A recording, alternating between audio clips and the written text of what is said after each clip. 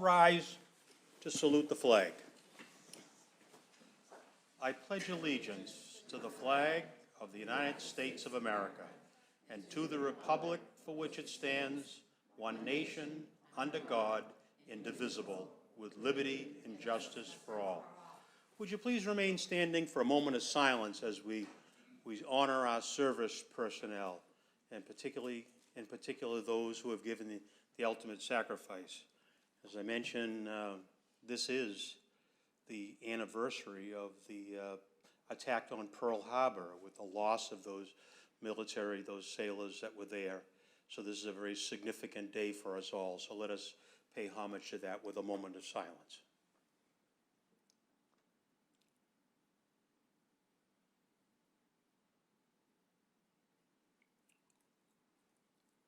Thank you. And Councilor Sika? Did you want to offer a moment of silence to me? Thank you, Council President. I would also like to have a moment of silence this evening for Sergeant Michael Giordano, who passed away last Wednesday at the age of 54. He was a lifelong Ward 8 resident of mine. I considered Michael a friend. I spent the morning at his funeral service, which Malden did him extremely proud. It was quite amazing and a very emotional day for everyone that was in attendance of those services. Michael, I got to know him when I really first became counselor, but I knew him from Linden. He was a parent of 4 children that attended the Linden School. Alyssa, Alex, Michael Jr., and Mark. Anne Marie was a good friend of mine, and he had a huge passion for hockey. He reached out numerous occasions to fix up the hockey rink when we were doing it over, painting, replacing boards. If he drove by on one of his shifts, he'd see the nets falling apart. He'd put them in the back of his truck. He'd take them to his house. He'd re-net them. So he was truly an amazing Ward 8 resident, and the Malden Police Department, my heart goes out to you all. It was an amazing tribute for one of Malden's finest, 26 or 27-year member of the PD. Chief Molis was absolutely amazing with the eulogy today. He hit every little detail that he possibly could, down to, instead of the black ribbon on the badge, he put black hockey tape, because Michael was a huge Bruins fan. And Ave Maria was sung by the Boston Bruins guy that sings the national anthem, and it was truly, Chief Molis, kudos to Chief Molis for a job well done, because it really, really was. If you had the pleasure of seeing it, or even seeing the pictures on social media today, it was an amazing tribute for one of our finest officers. So I just want to take a moment of silence for Sergeant Michael Giordano.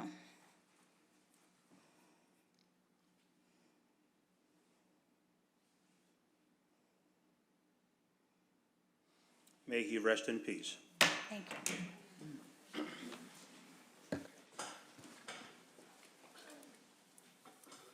Clerk, please call the roll.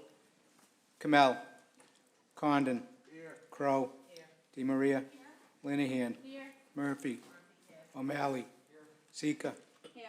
Spatafora. Winslow. Here. Anderson. Anderson here. For those of you who are in attendance, let me alert you that these proceedings will be both video and audio recorded, so anything that is said here this evening will be saved to audio and videotape. Let us begin with the first order of business. Mr. Lucy? We do have public comment. I received 5 emails, and there was 2 people in the audience that signed up. Go right ahead. First public comment I received by email. Dear Clerk, Lucy, and councilors, please include my comments below in the public comments for this evening's City Council meeting. I'm writing to state my enthusiasm and frankly relief to see these resolutions come forward. It's 555-21 resolved that the City Council attend Diversity, Equity, and Inclusion Training in 2022 facilitated by Bibius Rochelle Further, that the City Council establish a code of ethics and accountability system for all elected officials. And resolve 556-21 that the Malden City Council acknowledges the detrimental impact that racism has on our residents and community, and will establish a racial equity commission to further examine the consequences of racism on public health and propose recommendations for a racial equity plan for the city of Malden. I wish the City Council could implement these yesterday. I heartily support them now. I want to lift up that our city DEI coordinator, Bibios La Rochelle, has a position in which much is demanded. Beyond providing initial training of the council and supporting the council to develop the proposed ethics and accountability code, which are immediately needed, I hope the council recognize the broad ongoing training is needed for our city officials and staff. With this in mind, I hope to see Ms. La Rochelle supported to make a management role for our DEI work, not necessarily conducting all the training herself. I would urge that these resolutions explicitly allocate Ms. La Rochelle's position, the authority and funding to engage additional outside professional DEI consulting and training services to help implement both of these resolutions. Thank you for hearing my comment and considering my suggestions. Susan Lawrence, 176 Glenwood Street, Malden. Dear Clerk Lucy, please read this into the record of public comment for the 12/7/21 council meeting. Regarding 555-21, I support the resolve and believe training facilitated by Ms. La Rochelle should be rolled out to all city commissions, committees, and staff. Regarding 566-21, prior to voting on the site plan review, please amend to require all qualifying projects be reviewed by the Massachusetts Historical Commission as required by Mass General Laws, Chapter 9, Section 26-27, for the preservation and protection of historical property. Please include with the minutes of 566-21 the attached petition signed by more than 70 residents supporting this kind of historical review requirement. Regarding paper 548-21, I wholeheartedly support the sought-after stone bench dedicated to former Mayor Ed Lucy. I would add, I hope this might become an annual meeting location for the current mayor and former mayors to informally meet with residents in the future. Thank you for your consideration. Brian DeLacy, 1 Earl Street. Public comment resolved 555-21 and 556-21 on the Malden City Council agenda for 12/7/2021. Please submit the public comment for the reference agenda. I support resolve 555-21 that the City Council attend diversity training and create a code of ethics and accountability, and resolve 556-21 for the creation of a racial equity commission in Malden. Amy Friedman, 8 Marvin Street. The fourth one, dear Clerk, City Clerk Lucy and councils, please include my comments below in the public comment for this evening's City Council meeting. I am Marsha Minogue of BIPOC, Malden, resident living at 296 Bryan Street. I'm writing to state my support for the two resolutions mentioned below with some added provisions I wish to propose. 555-21, resolved that the City Council attend diversity, equity, and inclusion training in 2022, facilitated by Bibios La Rochelle. Further, that the City Council establish a code of ethics and accountability system for all elected officials. And 556-21, that the Malden City Council acknowledges that the detrimental impact that racism has on our residents and community, and will establish a racial equity commission to further examine the consequences of racism on public health and propose recommendations for a racial equity plan for the City of Malden. I want to emphasize that these two resolutions will be achieved. They must be properly resourced and implemented in an equitable manner. It was brought to the city's attention prior to their hiring a DEI coordinator that the demands of this person would far exceed the capacity of any one person. This is in no way a reflection on the capacity of the DEI coordinator, Mrs. Bibios La Rochelle. This is a manifestation of under-resourced division within city government, expected to deliver unrealistic racial equity results for the city and its employees. Consequently, I recommend we support Ms. La Rochelle by giving her the resources to hire an external DEI consulting firm to assist with both of the above resolutions, most importantly with establishing the Racial Equity Commission. We must realize what will be asked of the Commission is an onerous task dealing with emotive content, which is why we shouldn't expect them to manage this assignment without the necessary impartial external expertise. I further recommend that the training be inclusive of anti-racism training and be mandatory. Thank you for your consideration. Marcia Manon. Dear Clerk, Lucy, and Councilors, please include my comments below with the public comments. I stand in solidarity with the statements made by Malden resident Susan Lawrence, CC'd here as follows, which I did read. I wish the Council could implement these yesterday. I heartily support them now. I want to lift up that our city's DEI coordinator, Bibios LaRochelle, has a position in which it must demand it beyond providing initial training of the Council and supporting the Council to develop the proposed ethics and accountability code, which are immediately needed. I hope the Council recognizes that broad ongoing training is needed for our city officials and staff. With that in mind, I hope to see Ms. LaRochelle supported to take a management role in our DEI work, not necessarily conducting of the training herself. I would urge that these resolutions explicitly allocate Ms. LaRochelle's position, the authority and funding to engage additional outside professional DEI consulting and training services to help implement both of these resolutions. Thank you for hearing my comment and considering my suggestion. Fern Remedy Brown, 21 Ivy Road, Malden, Mass. And we had David Senatelica sign up from Perkins Ave.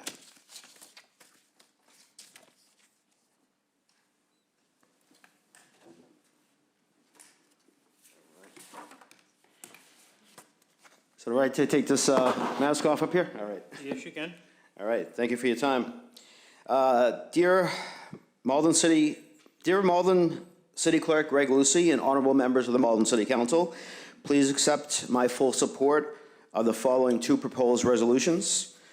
And to save time, I'll just read the numbers. I won't read the entire resolution again. I want to support in full Resolution 555.21 and Resolution 556.21, the two that were mentioned in the public comments. I'd also like to state that racial equity, diversity, and inclusion training should be offered to all elected officials as well as city appointed officials as well as city hall staff.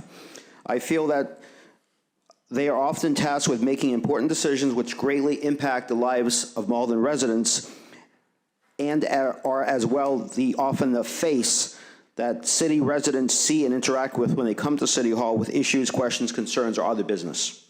I hope that the Malden City Council can understand that broad, ongoing training, especially in the realm of racial equity, diversity, inclusion training, and continuing education is needed for all our city elected officials, including appointed staff and those serving on boards and commissions, in order to make Malden a more just, equitable, and inclusive community for all. Thank you for your time in hearing my comments and considering my suggestions. Ward 1, Perkins Ave resident, David Senatilico. Thank you, sir. Thank you. We have Kevin Graham from 57 Coleman Street. Hello, everyone. Good evening. Good evening. City Council. I feel that this resolution opens a can of worms that might not be able to be closed again. If we all got stung by a bee tonight, everyone will express a different opinion of what happened to them. Everyone will feel it differently, and everyone will see it differently. So whose story is going to be the basis of this training? Whose experience are you going to use to train people on how to be kind to each other? You see, inalienable rights means that those rights cannot be taken from the possessor. Right to life, liberty, and the pursuit of happiness. Until we recognize a few things about race, I don't think this is going to work. For one, racism is not a one-sided story. White guilt is a farce. It's a two-sided street. Number two, until we recognize that racists have the right not to like me for any reason, they're not going to ever hear your message. Because you're telling them what they feel is wrong. The thing I think that needs to be done is that everyone is embraced for what they feel and they believe, but they're reminded that when they come to work for the city of Malden, they have to leave those feelings in their wallet or their purse. You see, we don't always open our wallet and show it to everybody. It's private. We don't open our purse and show it to everybody. It's private. I think when you tell people they're not allowed to feel things in a free country, they resist it even more. Your message is lost in the pain and the hurt they're feeling from hearing that they are wrong for how they feel. Instead, I feel we have to find a way to make everybody be comfortable with who they are and how they feel. And then maybe we could find some common ground to find some common ground. Thank you for your time. Thank you, sir. Is that, are there anyone else that we've signed up, Mr. Lucy? That's it? We have one more? Is it possible to speak? I didn't see a sign-up sheet. Does the council have any objection to? Go right ahead. We'll be glad to listen to you. Thank you. I'm Mark Tonagbanwa, 31 Gray Street. As a homeowner in Malden, raising my Asian children here, I am disgusted that an elected official could act with such malice toward the very people she serves. It's 2021. Sir, we've got, we allow public comment for you to speak on the papers that are before us in the council.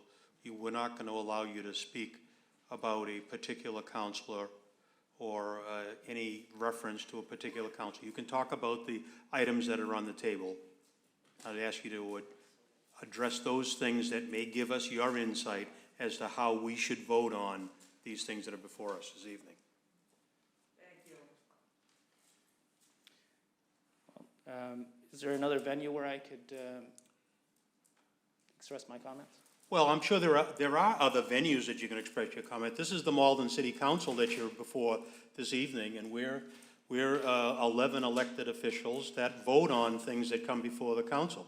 So there are papers that are here before the council, and we have established an opportunity for people to have public comment so we can hear what it is that the public has to say and be guided by that as we make our votes.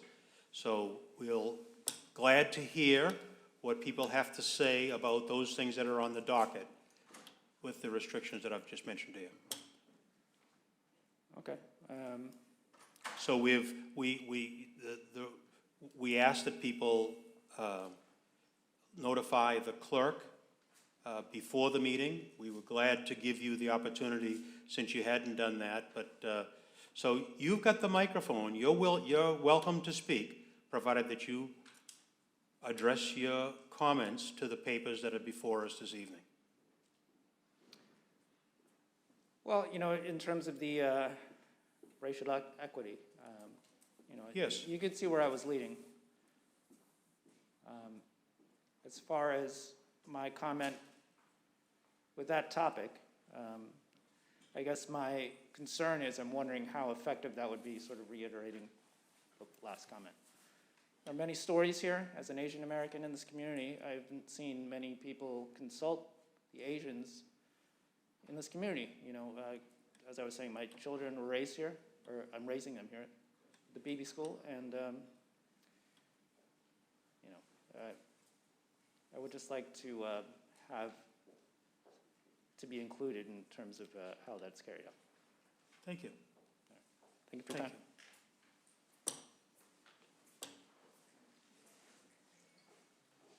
We'll allow a couple more. Yes, come right forward.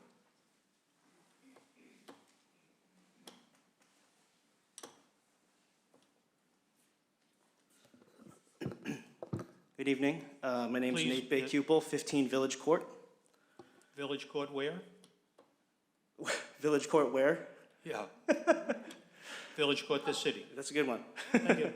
No, I'm here tonight to support Resolve 556-21 to establish a Racial Equity Commission here in Malden. Yes. I'd like to strongly encourage that a few additional amendments be added to this important paper, which I think will really strengthen and deepen the work that the commission will be charged with.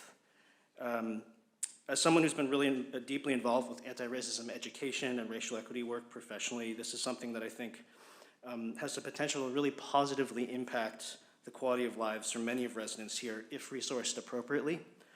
So I'd like to propose a few amendments here to this resolve. One, to be able to hire a diversity, equity, inclusion consultant or expert to conduct the work, which can be quite onerous. And two, to allow the members of the commission to vote for who will chair the commission. So I'll say a few things about those, and then I'll wrap here so there's others who want to speak. I think it's really crucial to the success of this commission to hire a DEI consultant. While the appointed commissioners will serve as important community leaders and advisors to guide the work that the commission will take on, we really need DEI experts who can design a plan of action and conduct the important work that will include things like interviews with community leaders, reviewing data outcomes in healthcare, education, and more. This kind of qualitative and quantitative analysis requires not only expertise, but a lot of time. Time to develop the plan, time to conduct the interviews, the focus groups, review the research, and provide thoughtful and impactful recommendations. If we want our final report to be conducted fair and facilitate in an objective way, I believe we need an outside impartial consultant who can provide expert objective observations and recommendations. If this is not added, my fear is that the commission will not be set up in such a way to really fully achieve the desired outcomes to objectively assess racial equity in our city. In our FY22 budget, we've allocated just $166,000 to our diversity and equity work. And as Malden residents, I know all of us have a lot of pride for the diversity of our city here. And while hiring a consultant will incur additional costs, I believe that the report's recommendations in the end will really guide and shape the mayor's and the city's agenda to really understand racism as the public health crisis that it is. Again, I also believe that we should enable the commission and the commissioners to vote for their chair. I absolutely believe that our DEI officer, Bibios La Rochelle, should and will play a crucial leadership role in this commission's work. And while it may be the will of the commission to elect her as chair, we should also be open to acknowledging the phenomenal DEI leaders who exist in our community for this important role. And as potentially one of the only full-time employees on this commission, chair or not, I don't think it's fair to expect her to do this work, this important work by herself. So in closing, I'd just like to reiterate again two amendments that I'd like for your consideration. Again, one, commit to hiring a DEI consultant to conduct this important work. And two, to allow commissioners the opportunity to vote for who will chair the commission to respect and validate the demonstrated DEI leadership in our community. So thank you for your consideration this evening, and I think this is a really important first step in our city's future, and I strongly ask for your support of this resolve. Thank you. Thank you, sir. I'll allow a couple more. Can I go up, please? I'll be quick, I promise. You promise? I promise. It's Okay. very quick. Good evening, Malden City Council. My name is Sheila. My wife and I live at 543 Highland Avenue in Ward 3. Amanda is my city councilor. She's awesome. I'm speaking about Resolution 55621. I also sit on the board of Greater Malden Asian American Community Coalition, community-based organization in Malden. And this public comment was created in agreement and input with our organization's leadership. So while we support the creation of a racial equity commission for Malden and so appreciate the acknowledgement of the need for such a commission, we do have several questions and reservations about the commission. Our questions: what is the motivation behind this resolution? What are the goals that the City Council hopes to accomplish with the establishment of the commission? If this is meant to benefit the community, our community needs more information and transparency. Our comments and reservations. First, we believe that processes like this must be community-led. The people most impacted by racism must be centered in the process. City Council must conduct outreach to community groups. Second, on a similar note, we also disagree that the chair should be predetermined to be the city's DEI officer. The commissioners themselves should be empowered to decide and vote on the chair. Lastly, we believe that we need to hire an external racial justice consultant with expertise, time, and third-party impartiality to successfully implement change in Malden.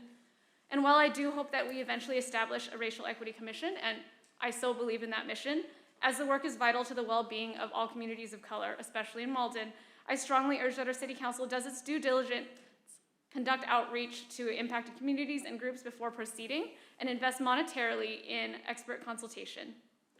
Thank you. Thank you. We'll take another one. Sure, come forward. Your name and address for the record, please. Yep, my name is Isabel Eddy. I'm a resident at 58 Bloom Earth Street in Malden in Ward 3. And I'm here to speak about two resolutions on the agenda, 55521 and 55621.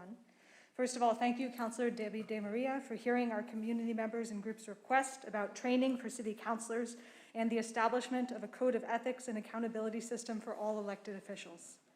I am relieved and glad to see City Council leading on this effort, which will hopefully become city government-wide. I asked the City Council to add anti-racism training to the resolution because it's important to be explicit about our language, in addition to diversity, equity, and inclusion training, and then to vote to pass the resolution tonight. However, the training described in the resolution is only a start. I strongly urge the City Council to create an additional resolution soon, maybe early 2022, that funds professional anti-racism trainers. This will help to ensure that training is high quality, that appropriate supports for city councilors are available, and that training can be run on an ongoing basis as is required for it to be effective. You must be given the tools to examine how racism impacts our community members in order to equitably serve all community members. On 55621, I appreciate that so many city council members recognize the importance of establishing a racial equity commission. The work is vitally important to our community and requires a large investment of time and resources to be done correctly. Because of the scope and importance of this work, I urge the City Council to provide funding for this commission to be supported by a diversity, equity, and inclusion consultant firm. The consultant firm could provide various supports, including helping to write surveys, analyze data, run the focus groups, and complete individual interviews that you noted in the resolution must be done for the commission to be effective. The consultant firm would also provide expertise and be independent of the mayor's office to provide a level of impartiality, which will be necessary to establish community trust. The task is too large and the work is too important to try to bypass an outside DEI consultant firm, so I urge all city councils to table Resolution 55621 tonight and to work with the mayor's office to add the required funding to achieve the goals you outlined. And I would ask also, just separately from that you allow everyone to speak who wants to tonight. It's really unclear what the rules are with respect to speaking in public comment. I reached out to 3 city councilors to ask if I needed to sign up, and they didn't seem to know that you did ahead of time. So thank you so much for your time. You're welcome. Can I share a comment on behalf of the council? We'll allow 2 more. If there's Hi, good evening, Malden City Councilors. My name is Billy Zhang, and I live on 103 Coleman Street over in Ward 8 in Malden. Tonight, I would like to speak in favor of Resolution 555-21, sponsored by at-large Councilor DeMaria. I would like to note that the statement that I'm about to read is endorsed by GMAC. I would like to publicly thank Councilor DeMaria for filing the resolution and taking the bold next steps to changing the culture and environment for all elected officials and demonstrating how leaders should act for the communities that they represent. Thank you for beginning this community dialogue and for your solidarity. Elected leaders in Malden should set the tone and stage for the rest of the city. As city reps, it is not only important that you hold yourselves to high standards, but also holding colleagues accountable for their actions. This isn't about cancel culture and making others feel guilty.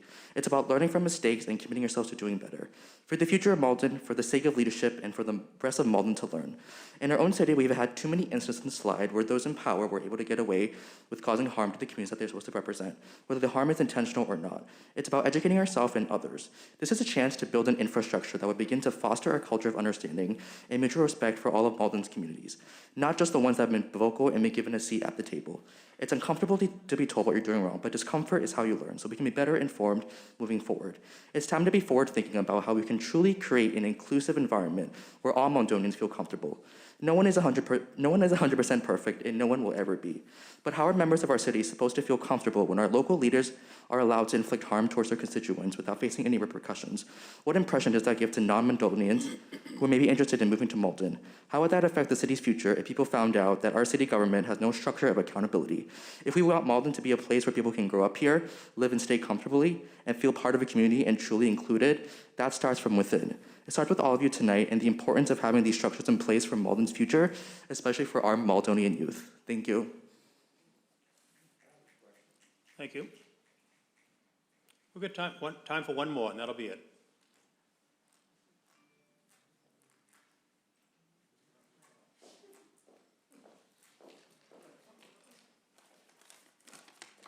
Hi, my name is Donna Lombardi, 551 Cross Street, Malden, Ward 7. I am here to speak in support of the Resolve 55621, which involves establishing a racial equity commission, something I believe in my heart is important for our community. I would also, I don't know the number, like to support Debbie's motion for the training, but I also feel that the training should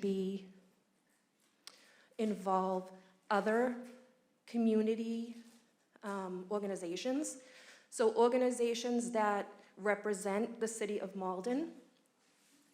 Over the past year, I felt very stressed and just seen a lot of hurtfulness on social media.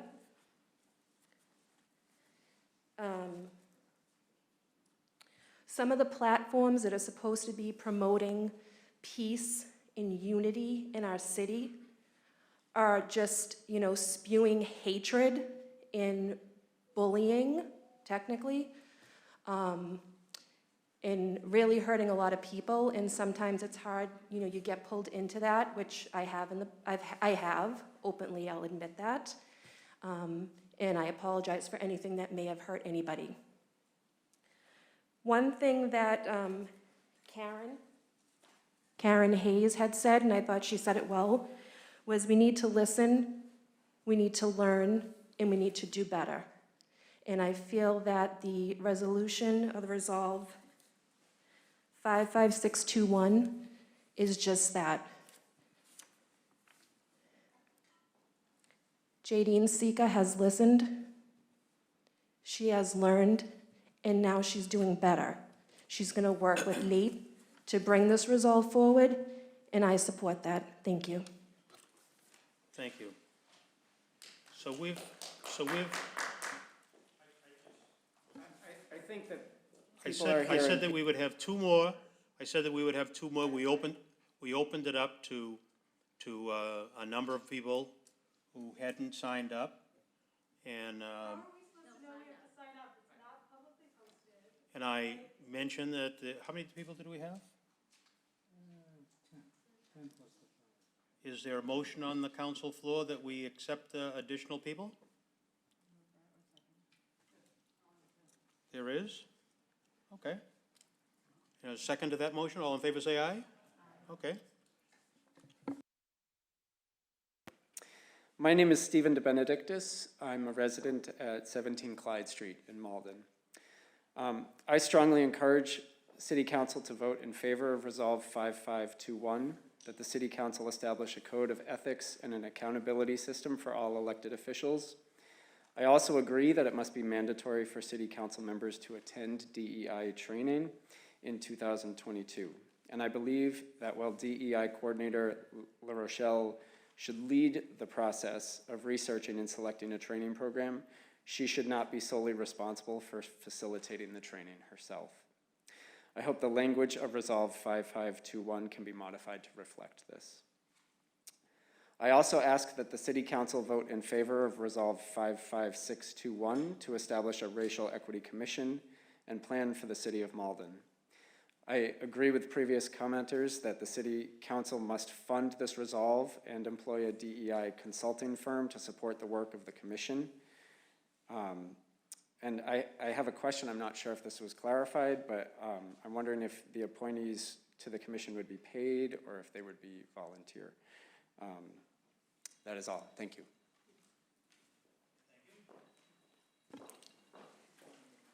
Hi, good evening. My name is Karen Cologne Hayes. I live at 105 Wyoming Avenue. First of all, I want to thank you for allowing more people to speak here. There isn't a sign-up sheet here or in the out in the lobby anywhere, so it was very confusing. So I really appreciate you opening this up to everybody. So full disclosure, I'd like to recognize that I have worked on these issues with Malden Core in my past position as Human Services for the Director for the city. I'm also an incoming counselor at large, and I'm looking forward to working together with my fellow counselors once I'm sworn in. Tonight, I would like to speak in favor of 55-21 resolve that the City Council attend diversity, equity, and inclusion training, and that the City Council establish a code of ethics and accountability system for all elected officials. I'd also like to speak in favor of partial favor in Resolve 556-21. The resolve is headed in the right direction, but we would have greater impact by exploring the use of ARPA funding to hire an impartial diversity, equity, and inclusion consultant firm to provide the needed expertise and to allow the DEI coordinator, Bibios, to focus on all of her attention on her current position, which is keeping her extremely busy as it is. So thank you very much. Thank you.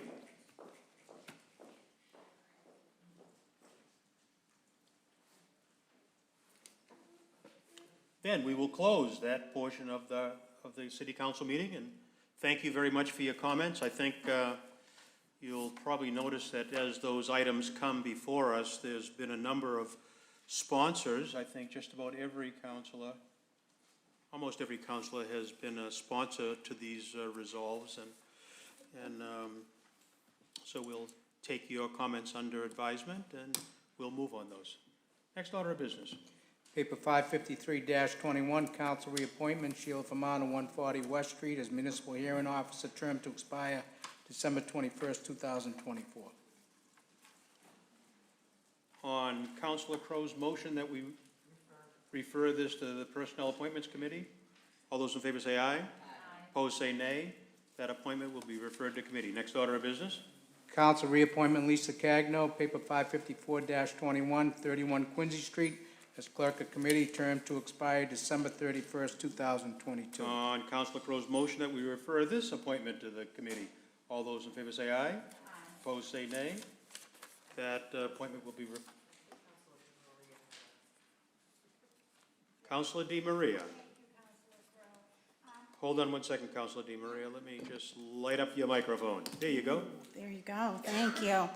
I'd like to, Lisa Cagno has been our clerk of committees for about 4 or 5 years, and I'd like to make a motion that we confirm her reappointment on the floor if that is something that the city council would like to do. She comes up every year, and it's, you know, it's something that she's been with us day in and day out. So I make a motion to not refer that, but to pass it on the floor.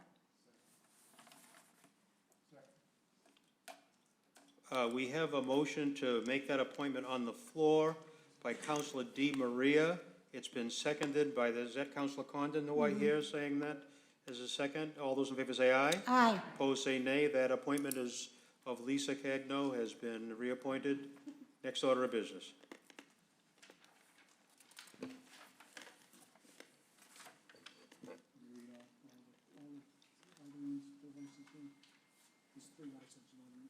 Yeah.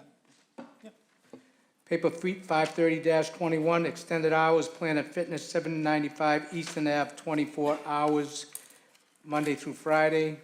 It's a renewal, petition Class 2 Top Car Motors, 259 Main Street, 35 vehicles. It's a renewal. And paper 529-21, Class 2 Uni Auto Center, 369 Salem Street, 20 vehicles. It's a renewal. On Councilor Condon's motion that we refer these three papers to the License Committee, all those in favor say aye. Aye. Opposed say nay. Those licenses will be referred to committee. Next order of business. Paper 555-21, resolved that the City Council attend diversity, equity, and inclusion training in 2022, facilitated by Bibios La Rochelle. Further, the City Council establish a code of ethics and accountability system for all elected officials.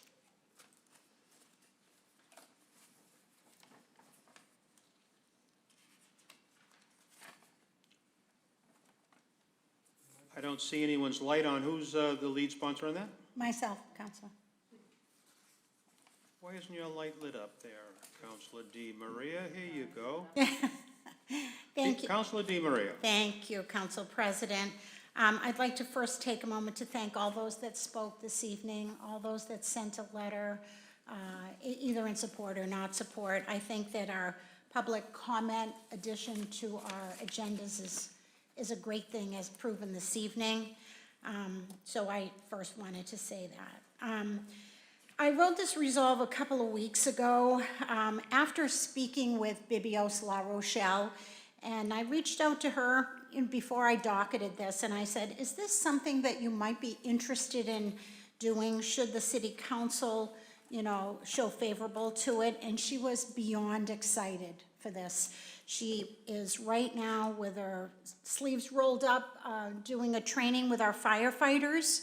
So, because I originally asked her as soon as possible because I personally wanted to join, but her firefighters, and with the holidays here, she said as soon as the beginning of the new year starts, she could slide us in should this be approved.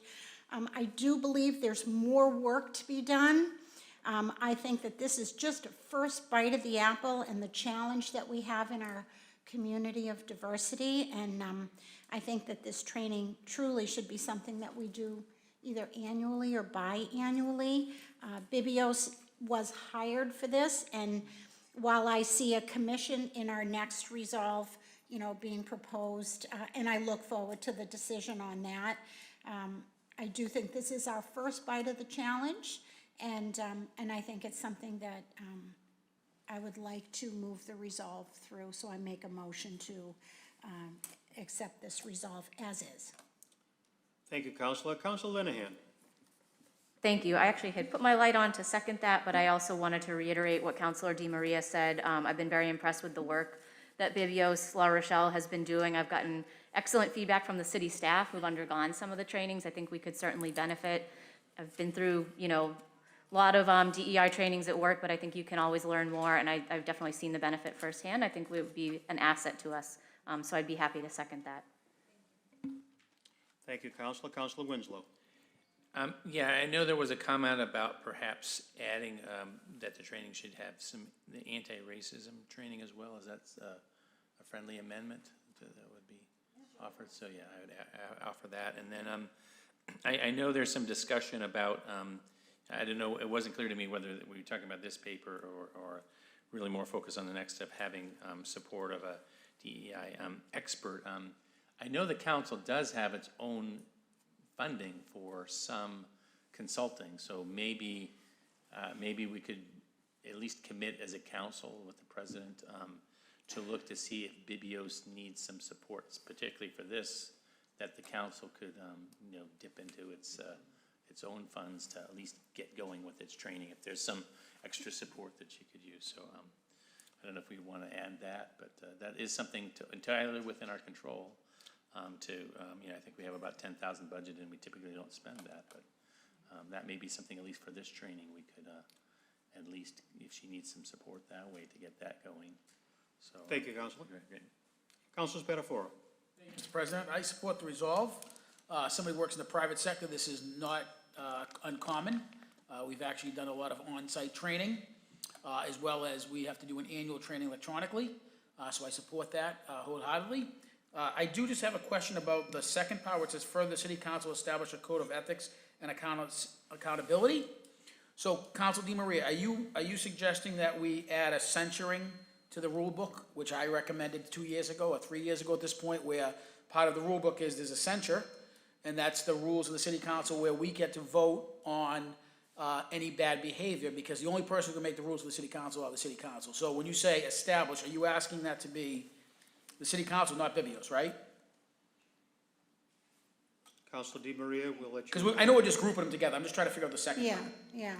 Well, I mean, that could be a possibility, but that's not what this resolve was.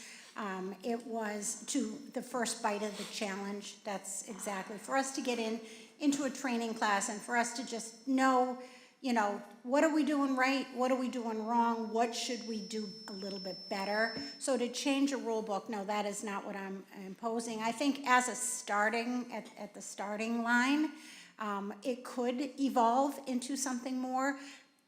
I just kept it very simple, but the next resolve goes into a little bit more detail, so I think your suggestion could fall into that. No, I support a censuring. I mean, it's going on in Congress right now.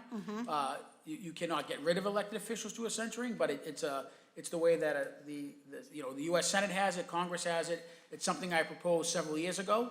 It gives the body the ability to publicly I don't want to use the word punish, but Right. punish a fellow counselor, and that puts the teeth Yeah. inside just saying, let's do an accountability system, because to me, the accountability system is you don't get elected. But for the body to have some power, we should add censoring to the rule book. So I'm in full support of it and want to go the next step. Thank you, Mr. President. Thank you, Counselor. Counselor Crowe. Thank you, Mr. President. I too am fully supportive of this resolve. And it is, like I think Councilor DiMaria had mentioned, sort of is the first step. And I do think let's start with this, and then if Bibios, when she starts developing her training and figures out she needs some of the resources, we can either take it from the city council funds or, figure out something else. This is the first step. There's, even when this is passed, it doesn't mean it's the law, we have all of that. It's just the sense of the city council that we know the city needs this. So we're going forward with that. And I had been doing some research on some trainings that I was sending to Bibios, just so for her review, is a possibility for a jumping off point, not just tell her, here's the work, but these are some that some of my colleagues in other areas have used and, had recommended. So I'm in full support of this. And again, this one and the next resolve, I think it is the first step in moving our community forward together. Thank you. Thank you, Counselor. Counselor Murphy. Thank you, Mr. President. I too don't have a problem with this resolve. Just a couple of things I would like to say is, I think it would be prudent of us to invite Ms. La Rochelle down here to speak to us and explain to us what she is doing within the organization. I know that I was with the HR director today, and I got the distinct impression that we were actually going to be trained at some point, that there actually were kind of like 3 steps to the process that was going on. They had identified the first group, obviously the firefighters were in it, and that they were extending it out to second and third groups. So I think this is something that at least I got the impression that it's something they were planning on, but I think it would be interesting for us to hear from Ms. La Rochelle how the training is going, and does she need additional help? I know that our HR director does attend them with her. She's not in there by herself, so she does have support as she goes through these training sessions. But so I would make a recommendation that Ms. La Rochelle, maybe after the first of the year, come down and speak to us about what she's been doing and, how it's working, how she sees it working, and what she might see as an impediment or what she might need for extra help.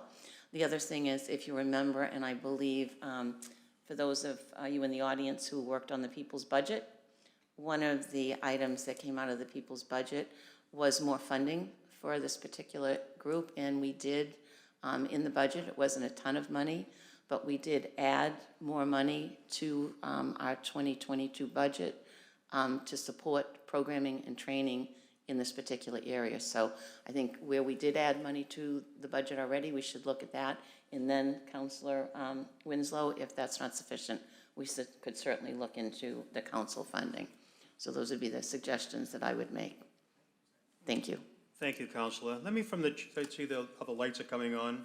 Some people have already spoken, so let me jump from the ahead of those who haven't already spoken before. And from the chair, let me say that I've spent about 40 years in my career dealing with human resources, affirmative action, contract compliance, those words that have now kind of immersed into what we now call diversity. And I like Councilor Spadafora has mentioned, don't see this as something that's unusual for the city of Malden or something new. It's something that it should be going on. And I think the fact that just about every city councilor has co-sponsored this resolve that Councilor DiMaria has put before us has said that in writing, each of us seem to be, fully in support of this concept. I will tell you that as the only person of color on the city council, I have worked with a group of city councilors over the number of years who we've all talked about the need for diversity. We've talked about how we need to do some real, boots on the ground kind of thing. Training is important, but something? we need to hire more people of color to come to work for the city of Malden. We need to be reaching out to these communities of color and involving them in all of our activities. And I know we all want to do that, and we talk about it, and I think this is kind of the step that is needed to make our words get into action. I'll say further that this is such an important issue that it should be funded and not expecting the person that has been hired to be the subject matter expert on teaching everyone diversity. There are consulting firms that are out there that know this stuff. If we had a legal problem that was going on, we'd go and find a legal consultant to come in and help us with that. Here we've identified a diversity issue that needs to be addressed, and we're all saying that we want to do it. Let's not nickel and dime this thing. Let's put the money where it needs to go, and let's be able to hire the kind of expertise that's needed to make this thing happen. I think it's been said earlier this evening that the rules of the city council are the rules that we make. You know, no, Councilor Spatafora, it's not going to be the diversity coordinator that's going to tell us what to do. We're going to tell ourselves what to do. And we've already said that amongst ourselves, what we want to, that we want to be the right kind of organization. But let's be clear, it is the city council that sets its rules for itself. And we're all on the same page with this thing. So I support wholeheartedly the concept, the idea. I think there needs to be some, and this is a resolve. This is a resolve, which means that this is just the sense of the city council that we go in this direction. It needs to be massaged a bit, and one of the areas of massaging, I think, is clarifying that we need to put the money where our mouth is and bring in some consultants to help with the training. Councilor O'Malley. It is never easy to follow you, Council President Anderson, so I'll be very brief. I do think, and I do agree with my colleagues, that the resources need to be provided to make this successful. It should not all be on the shoulders of Ms. La Rochelle. It also cannot be performative. It actually has to be a true engagement by all members of the body. It can't just be something where you show up and check off your box and check off your name. Thank you, Councilor. Going around again, Councilor DiMaria. Thank you, Council President, and I do want to thank Councilor Murphy. In speaking with Bibios La Rochelle, she was unable to be here this evening, and I did ask her to join because I know my colleagues would have loved asking questions. She did mention in our conversation that she is available both Tuesdays coming, or certainly, as Councilor Murphy suggested, the beginning of the year. So just wanted to follow up with that. Yes, and I would wholeheartedly agree with Councilor Murphy's sentiments that you ought to hear from Bibios to hear, you know, she's been doing training, she's been doing, you know, the sensitivity kind of things with different departments, and we need to hear. Yep. Well, you all need to hear about this. Thank you. I'm sorry, I'm not going to be here to hear. I'll be sitting out there in the audience listening to it all. So on the motion that's before, the resolve that's before us, we have a whole bunch of seconds to that? Yes, we do. All those in favor say aye. Aye. Opposed, say nay. That resolve is passed. Next order of business.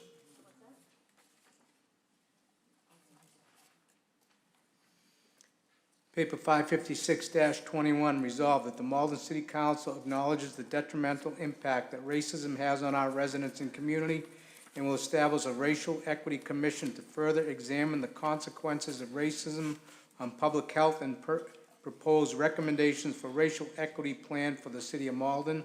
Whereas the 2020 decennial census estimates that over 60% of all Malden residents identify as Black, Asian, and Pacific Islander, Hispanic, American Indian, or multiracial, whereas over 43% of residents are unable to effectively communicate in English, which has an impact on their abilities to live healthy and fulfilling lives, whereas last year Malden High School students and staff issued a petition asking the city to support initiatives and spaces to hold dialogue around issues related to race and instances of racism in their school. Whereas Mayor Gary Christensen declared that racism is a public health crisis in the city of Malden. Whereas the Massachusetts Attorney General's Office has acknowledged the disproportionate impacts of COVID-19 pandemic on residents of color and commissioned a report to study racial justice and health equity. Whereas racism and racial inequalities can cause undue harm to residents' well-being, mental health, access to health care, jobs, housing, educational attainment, and economic mobility. Be it hereby resolved that the Malden City Council, number one, supports the establishment of an ad hoc racial equity commission who, over the course of 18 months, will develop surveys, conduct focus groups, conduct research and interviews with impacted community members, leaders, and organizations to document that documents the impacts of racism and discrimination, study language access, healthcare, mental health and well-being, employment and economic mobility, and educational needs of the city at the municipal level, in the business community, nonprofits, and faith-based community schools and beyond. Recommends that the commission is chaired by the Mayor's Diversity, Equity, and Inclusion Coordinator, and further established as follows. Mayor appoints one member, that the Malden City Council appoints 2 members, that the school committee appoint 1 member from the student body of Malden Public Schools, and that these 5 members nominate 2 additional members. 3, desires that the composition of the commission should be proportionate as possible with the racial demographics of the city as reported by the 2020 U.S. Decennial Census. 4, will provide updates to the mayor and city council at 6 and 12-month intervals during public meetings to be followed by a final report and presentation 18 months after commencement of start of the work. The sponsor of that, Councilor Seeker. Thank you, Council President. So I am the sponsor of this resolve. Apparently nobody knew that, even though I sent an email out last week asking everybody to be co-sponsors along with me. So the Sunday after the election, November 2nd election, my opponent Nate and I met on the bike path for a walk to debrief about the election and how we were going to move forward with all the things that he wanted to accomplish in Ward 8, as well as all the things that I wanted to accomplish in Ward 8. And that was shortly after the photo of my Halloween costume from 2019 was posted. I had not made a comment on that photo up until that point because there is a small group of people in this city that no matter what I say or do, it's never enough. So Nate and I, before everything hit the fan, we had intended on coming out with a joint statement to make that photo a learning opportunity for people of the city. And unfortunately, that never was able to come to fruition because I had to release a statement because the news media picked up the story for whatever reason.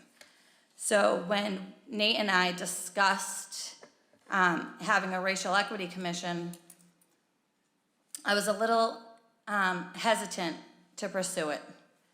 This past year has been a difficult one with respects to topic of race and racial equity. It seemed that at every turn, someone was leveling charges of racism, scouring social media for evidence of past racial insensitivity, or questioning qualifications based on race or perceived racial attitudes. A great deal of time and effort has been spent on this topic, and the only thing we have to show for it is an increase in discord and divisiveness. Did I really want to wade into that sea of quicksand and potentially expose myself to yet another round of allegations or recriminations? On further reflection, though, the answer was a resounding yes, and here is why. Over the last year, we have allowed race to become weaponized, to be treated as a political club used to belittle our opponents in an effort to gain personal electoral advantage. We've allowed ourselves to be sidetracked by the issues that are at best trivial and at worst contrived. We've spent too much time snipping at each other over perceived slights and interpreting each other's words and actions in the worst possible light. Worse still, our scattershot approach has emboldened the most vicious, racist elements in society to take potshots at our residents while hiding behind their computer screens. And at times, we have been tempted to mistakenly equate their sentiments with those of individuals, myself included, who find their views despicable. As a result, we've allowed the real issues to go unaddressed. The issues, as outlined in the resolve, are serious. The stakes are high, and the future of our community depends on our ability to effectively address them. We owe it to ourselves, and more importantly, we owe it to the residents of our city to stop the bickering and senseless race baiting and take a deep breath and a thoughtful look at the core issues of racial equity and inclusion. And let me be very clear on this. I intend to see this through to the end. When I asked the voters of Ward 8 to support my candidacy, I made a commitment to represent them to the best of my ability for the next 2 years. This is a commitment that I intend to honor, and I will not be browbeaten into resignation by a small but vocal group of political opportunists. With the help of our diversity, equity, and inclusion co-coordinator and a small group of committed residents, I believe that we can break this negative cycle that we have fallen into as a community. It is my hope that we will be able to engage this community in a meaningful dialogue outside the political arena, work toward building mutual respect and understanding once again, and make significant strides towards a more holistic and inclusive community. I hope you will all join me in taking the first step towards this genuine progress. And after listening to Nate, I'd like to amend this resolve to include the 2 amendments that he suggested, to allow that we hire a DEI consultant and we have the commission chair, the people of the commission pick the chair for this commission. Thank you.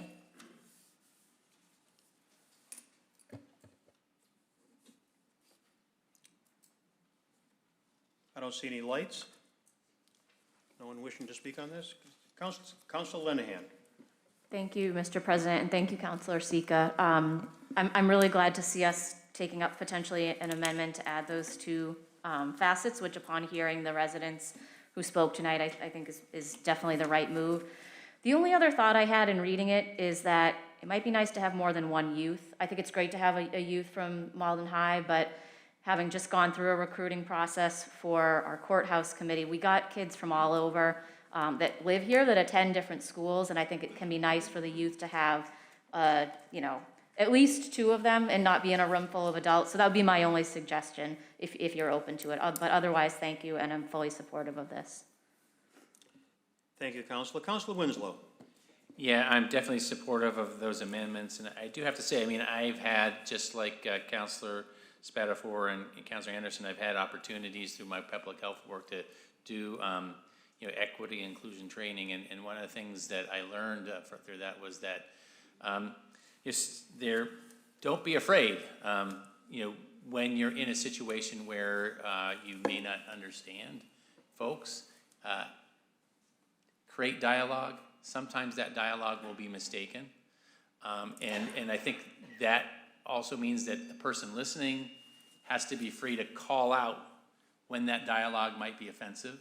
We as a community have to be open to that and support people's right to speak out when a dialogue is offensive.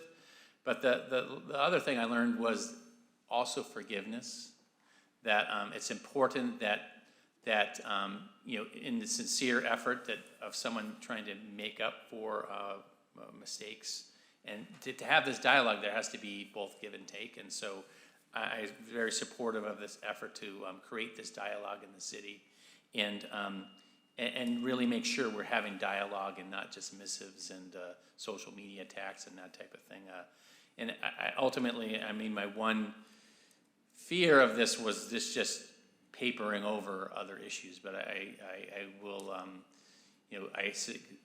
hear Councilor Sika's statement here that she wants to follow this through, and I hope that we all can learn, and we will at times make mistakes, and sometimes we have to be careful listeners, and learn and take these things to heart, and but also forgive, even when we have to call out some hard things. So I'm fairly supportive of this, and I mean, I know there were some folks calling for perhaps to table this and have further consideration. I don't know if people want to talk about that particularly more. I think certainly having, making sure that the chair, my language on just related to the chair would be to recommend that the commission be convened by the diversity and equity and coordinator, but not necessarily be chaired. Because there's this always thing of starting something up that who's going to take the ball and make sure the meetings get called. So I would suggest that this be convened by the DEI coordinator, but not necessarily chaired by that person, just because you need someone to get the ball rolling. But that doesn't necessarily mean that that person becomes the chair of that. So maybe that would be kind of my offer there. And I do think then that we work, the council president and the mayor work to fund the hiring of that diversity and equity consultant that would help this, because this is a lot of work, and the outreach and the language access and other type of things. This is a big effort, so we definitely need to have a budget, and I think that goes beyond the $10,000 that the council can do. That will be a big effort, and we really need to have take this seriously. So thank you, but supportive of that, making sure that we have get the ball rolling and make sure we have enough resources by working with the mayor to get this going. Thank you. Thank you, Councilor Winslow. Councilor Crowe. Thank you, Mr. President. I too am supportive of this resolve, and I thank Councilor Sika as the lead sponsor really putting this together for a very thoughtful resolve that really spoke to a lot of us in many ways in your comments. I agree with some of the amendments, and I'm grateful that Councilor Sika has offered to amend based on some of the public comment, so thank you for that. This is, again, a resolve, and I do think, it's at the first step, so when the commission is put together, it'll be part of ordinance, and then we can really tease out, how, I do think, convening by Ms. Rochelle, and then figuring that out, but I just think this is the first step. This is the wish of the city council, and we should move forward with these, and as we develop the the commission, and how we're going to be funding that, those will come through the council, and we can really dig deep in the weeds and to make sure that we do have more teens on there. Maybe it's a bigger council, but I think this is the first step, and I really, again, want to thank Councilor Sika for bringing this forward. Thank you, Councilor. Councilor DiMaria. Thank you, Council President, and I too co-sponsored this, and I want to thank the sponsor of this resolve. The only thing is it's very detailed, and I don't know if there is an appetite on the council to maybe invite Bibios La Rochelle to our committee of the whole meeting as a speaker next week, that we can kind of collaborate with her.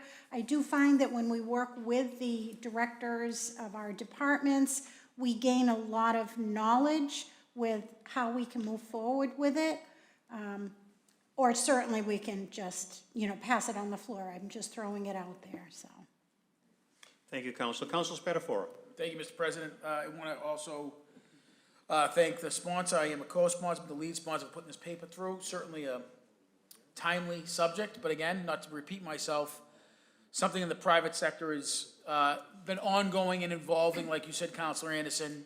But my favorite part of your always great speeches are we got to put the money where our mouth is, right? And the wallet often, unfortunately, speaks louder than words sometimes. So I think whatever we do with these resolves, we should certainly send a message either through part of the vote, is to empower whoever that might be to start looking for the outside expertise to come sooner than later, because I think sometimes with resolves, we know they get passed, and sometimes we don't follow up on them as a council. So I think the message we should be sending clear is we both agree this is a topic. We all agree that money is something that we're willing to put forward, and that we should empower whoever that person, individual, or team is, to look for that outside consultant as soon as possible so we can start training early in '22. So that would be something that I either add to resolve. My concern is bringing Bibios down in the next 2 weeks is we can certainly hear from her, but I also want to empower her to start looking for somebody to come in, a consultant that brings in that diversity, equity, inclusion training. Council Winslow said it best. My day job, we have a team of people doing this, but all they do is they're the gatekeepers, right? They can go out and get the consultants.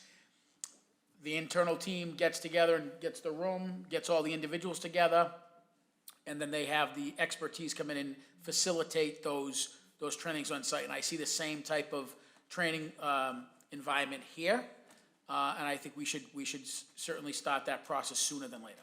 Thank you, Mr. President. Thank you, Councilor. Councilor Murphy. Thank you, Mr. President, and thank you, Councilor Sika, for bringing this forward to the council. I'm not going to repeat what everyone said, but I agree with the comments that have been made. I would say that we should pass this as we did the previous resolve on the floor this evening, just as we did 55521. Once again, it's a resolve. It's the sense of the City Council. We, through this discussion this evening, know that we all are in agreement with this. So let's put it forward and then start the work that will be required to actually make it come to fruition. So. Thank you, Councilor. Were you finished? I would be happy to second the resolve if you want to make a motion. If you'll let the Council President make remarks before we move on anything? Yes. Thank you. Yeah, from the chair, let me just say that I think we ought to move on this evening. I think we ought to take a vote on this evening. And again, this is a resolve, and for those of you who are at home watching this or will be in the audience here this evening, a resolve is something that is the sense of the City Council. This isn't a law. This isn't an ordinance. This is a statement of how the City Council feels we should be moving forward. And I think the term that we use is a resolve. This resolve is saying that we collectively want to move in that direction, and I think we ought to be moving in by taking a vote on that. I will say, Councilor Sika, that what you said this evening, I could not have said that better. I think that you hit the nail on the head. That there are things that we do sometimes, and we make mistakes, and we need to own those mistakes, and we need to learn from them and move ahead. But we also need to zero in on the important, on significant and important things like not just words, but let's get people jobs. You know, we can look at the percentages of people of color that are here in this city of Malden and try to put that comparison up with the comparison with that with the city employees, and you'll find a significant disparity. So what are we doing about that? That's where we should be working. And we've been talking about this for a long time. And so this evening has been encouraging for me to hear the community coming forward, wishing to speak in such strong terms about this, and the council being willing to respond in such strong terms about this. And I'm sure that as you move forward, that you're gonna make this happen and not just have this be words of a whole lot of words and no action. Put some money where our mouth is. Hire consultants to do this. Don't expect that you bring in a diversity coordinator and expect that she's going to have all the expertise to do what is needed in a very significant manner. So we've got a motion on the floor. I think there are a couple of amendments to that motion. Mr. Lucy, Councilor Sika, did you want to formally state those amendments? Yes, so the amendments would be to hire a DEI consultant, and the commission will pick the chair. And I will add the third one from Councilor Linehan to add a second member of our youth. The second member of what? To add one more member being a student from Malden Public Okay. Schools. Okay. So I will make the motion to pass this resolve as amended with those 3 amendments. Thank you. Councilor O'Malley. So I would second the amendment, but I'd also like to add Councilor Winslow's, or second Councilor Winslow's amendment to strike in section 2, yes, sorry. chaired, and instead have it say convened. Convened. Sorry. You want, Councilor O'Malley, would you like me to just add that amendment as well? So there'll be 4 amendments. Do you have those all, Clerk? Okay. So DEI consultant, commission will pick the chair. We're adding 1 more student to the body, and we are changing to convened by the DEI. Okay? So I make that motion as amended? We have a motion, we have a second to those, these are the amendments to the motion. On the amendment, all those in favor say aye. Aye. Opposed say nay. Those amendments are passed. On the resolve as amended. The clerk, please call the roll. Condon. Yes. Crowe. Yes. DeMaria. Yes. Linehan. Yes. Murphy. Yes. O'Malley. Seeker. Yes. Spatafora. Yes. Winslow. Winslow, yes. Anderson. Yes. That has been passed unanimously by the City Council. Next order of business.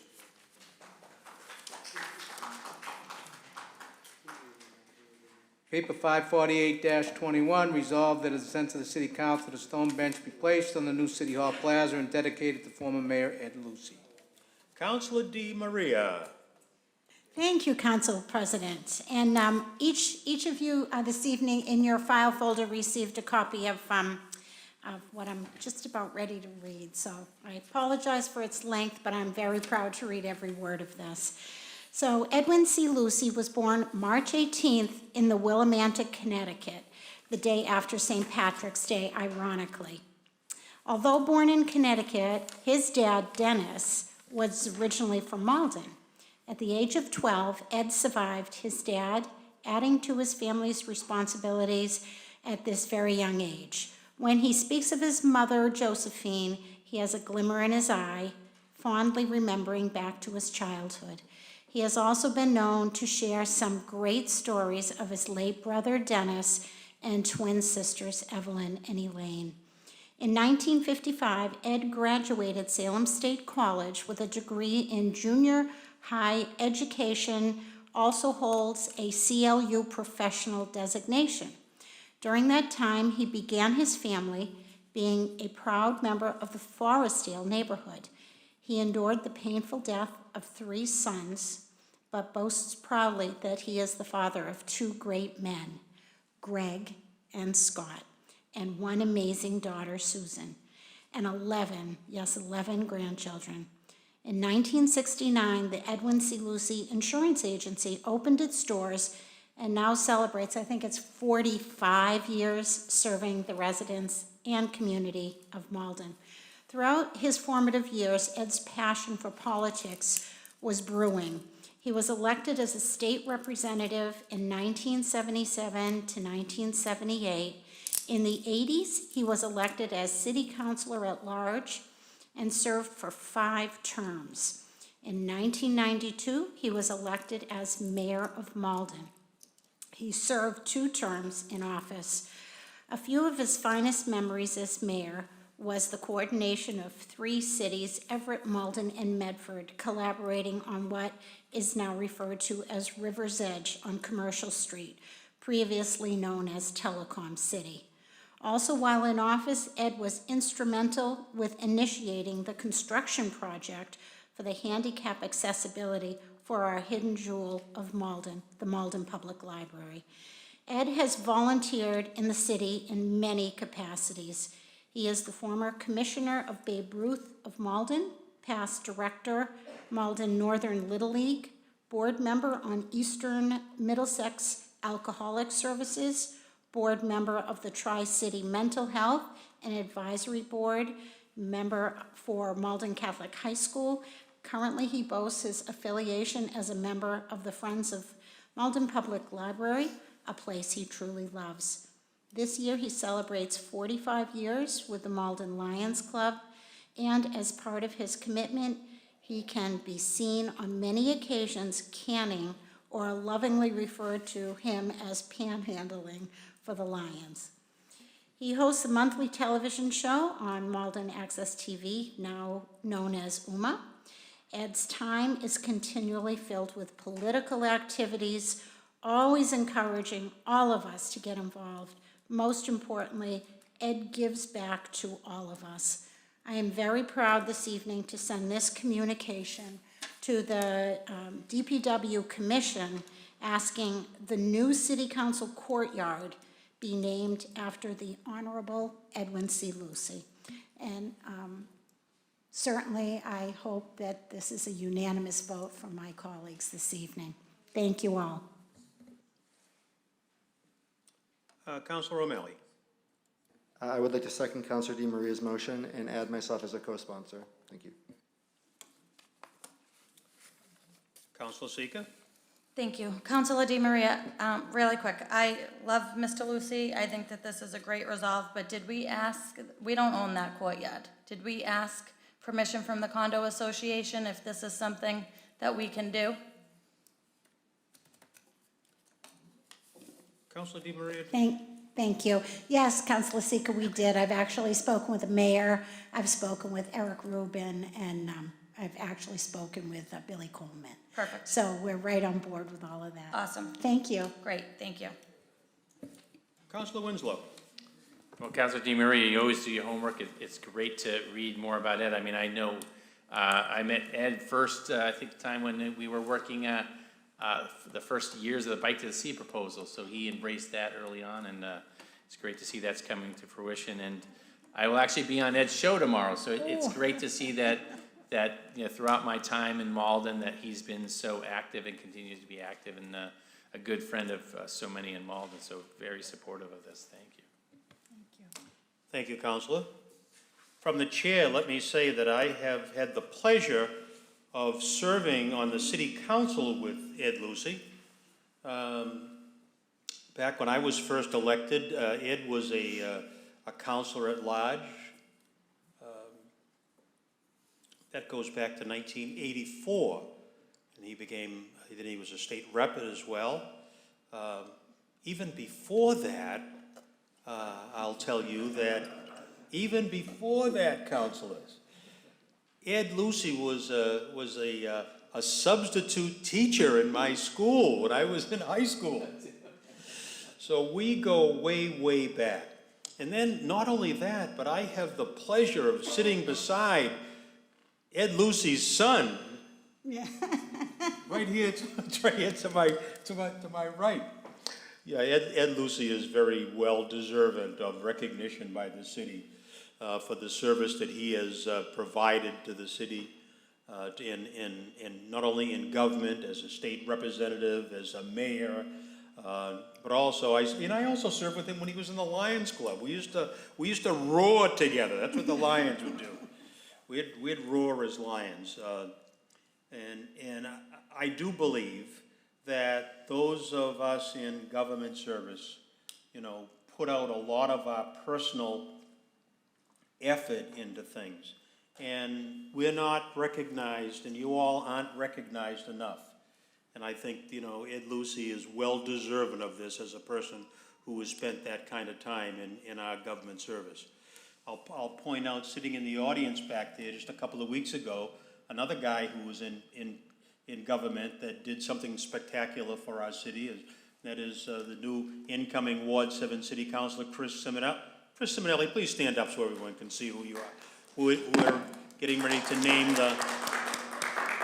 name the skate park that he did a great deal of work in getting that together. And so I hope that before long, each of you can point to some things that are worthy of your being named too. So I see this resolve that's before us. I know it has to go to the DPW committee. Is it the DPW commission that it needs to go to? Yeah. And there has been a resolve, there's been a motion, there's been a second. I strongly endorse that recommendation. And let's have a roll call vote on this. On the roll call, Councilor Lucy, Mr. Lucy, would you, Councilor Crowe. former City Councilor Lucy, would you call the roll? Condon. Yes. Crowe. Yes. DiMaria. Yes. Lenihan. Yes. Murphy. Yes. O'Malley. Seeker. Yes. Spatafora. Winslow. Anderson. Anderson, yes. That resolve has been passed by the full City Council. Next order of business. Thank you, everybody.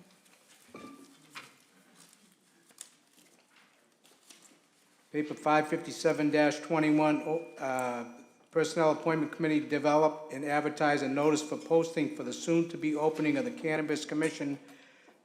Board Chair Janelle DeVitz will be leaving the commission on December 31st, 2021. The posting will be advertised for 2 weeks in the local print and online outlets.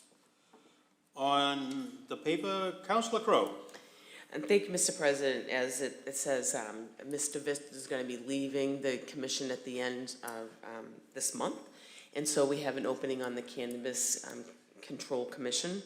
So we want to put this out for advertisement. I want to make this, public. So if anybody is thinking about being on the collect cannabis licensing and enforcement commission, start getting your resumes together.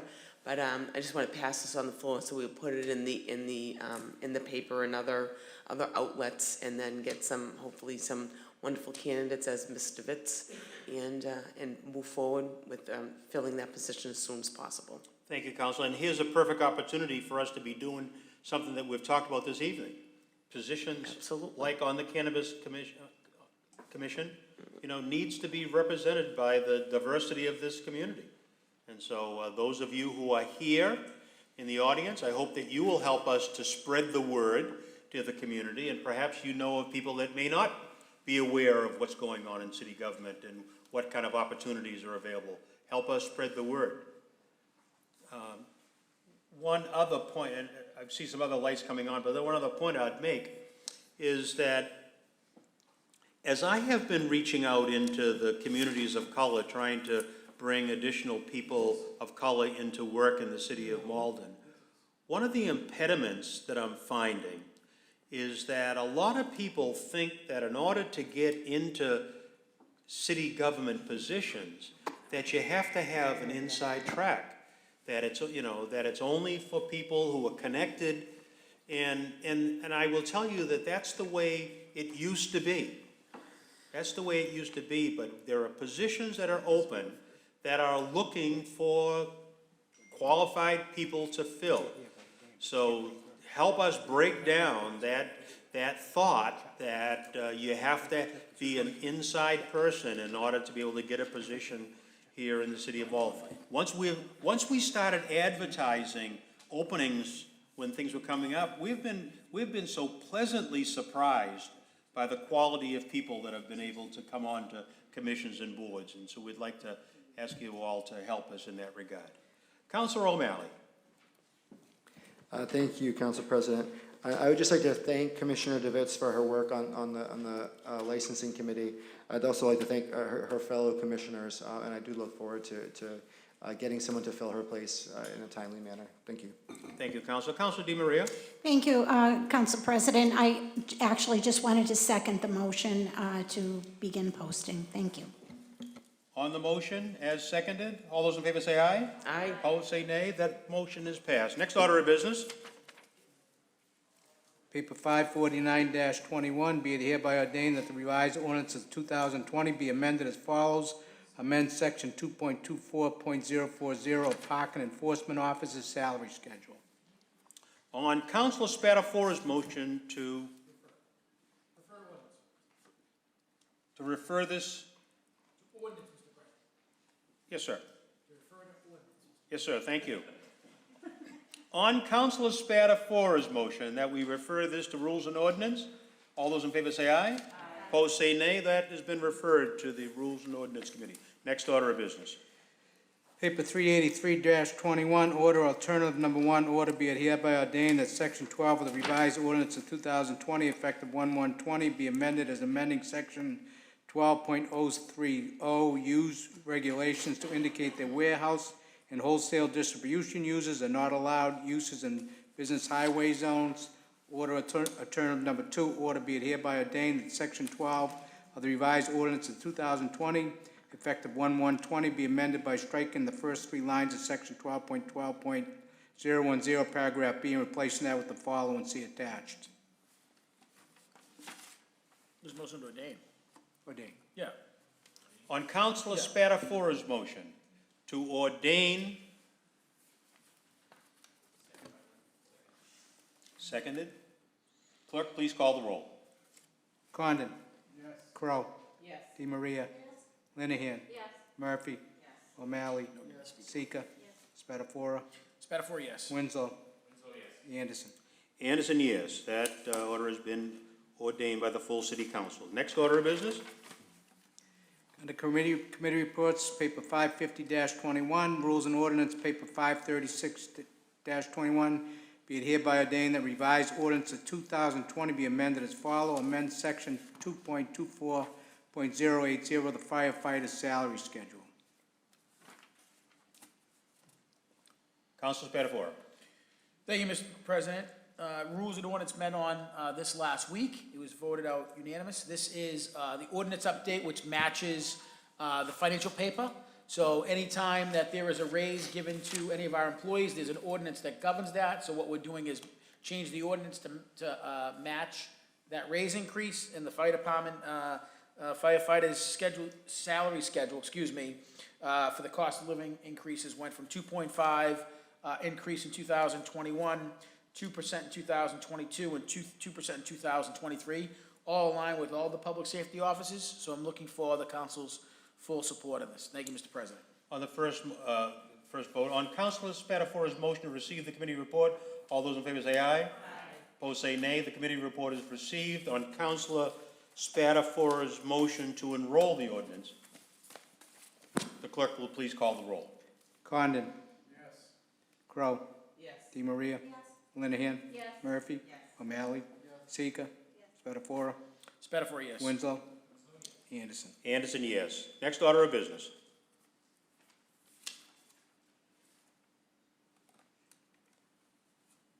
(551-21) Committee Report Rules and Ordinance, paper 464-19, that the City Council review section 2.30 of its ordinances known as Community Preservation Committee, compositions, duties, etc. See attached report.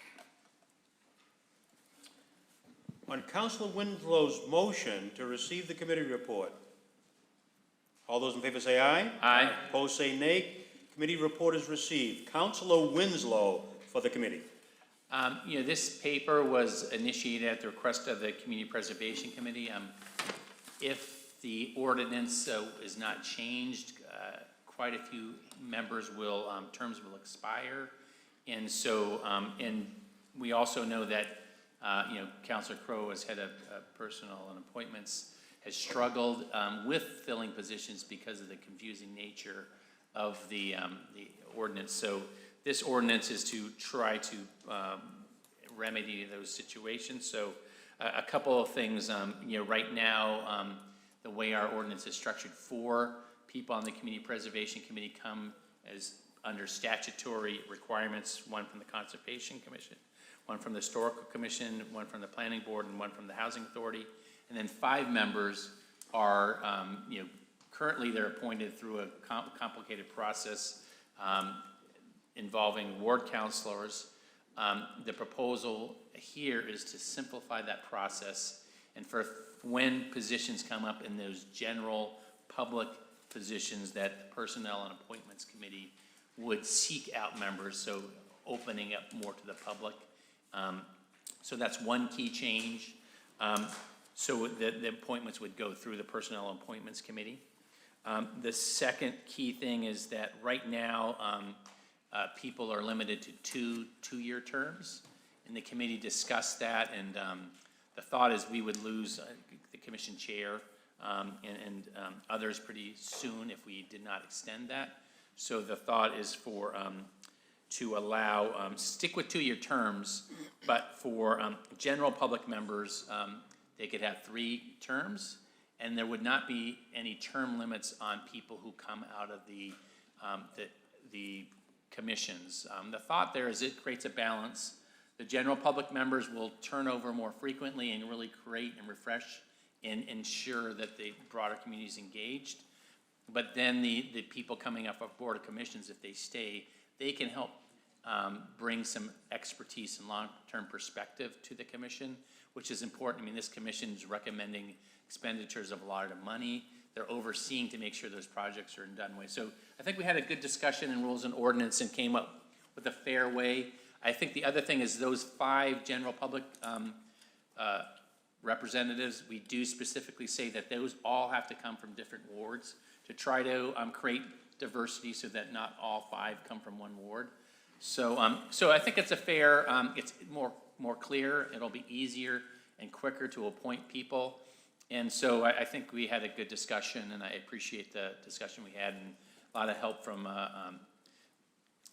Chair Crow from the Personnel and Appointments Committee. So I would recommend this be enrolled tonight, so thank you. On Councilor Crowe. No, that was my second. Okay, on Councilor Winslow's motion that we enroll the ordinance as amended, Clerk, please, seconded by Councilor Crowe. The Clerk, please call the roll. Condon. Yes. Crowe. Yes. DeMaria. Yes. Linehan. Yes. Murphy. Yes. O'Malley. Yes. Seeker. Yes. Spatafora. Yes. Winslow. Anderson. Anderson, yes. So that order is enrolled. Next order of business. Paper 551-20, we just did that one. 558. Yeah, okay. 558-21, Committee Report Rules and Ordinance, paper 543-21.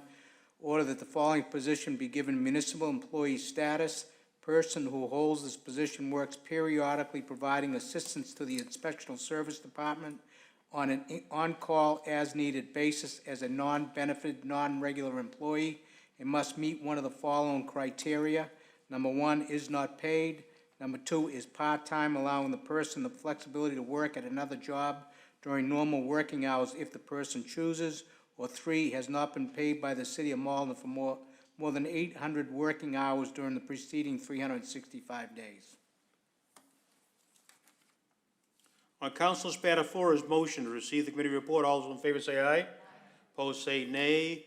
Committee report is received. Councilor Spatafora for the committee. Thank you, Mr. President. This paper has a little bit of a lengthy request. It came down from the legal office, I believe, 2 weeks before Election Day from Alicia, the Assistant City Solicitor. Unfortunately, we could not put it on the docket because it was a committee night, and I asked her to send it back down through the clerk's office to give us ample timing for proper advertisement. I didn't get the request again until 2 weeks ago, again, a committee night, reluctantly. It was like hitting the lottery twice. So I asked her to send it down the following week. That's why the reason we asked for committee rules last week to be tabled so we could get this process.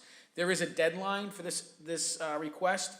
The building commissioner, Mr. Miller, is here if there's any questions. I don't know the individual, but this is a request again from the legal department, from also inspectional services, but this is for a position, not a person.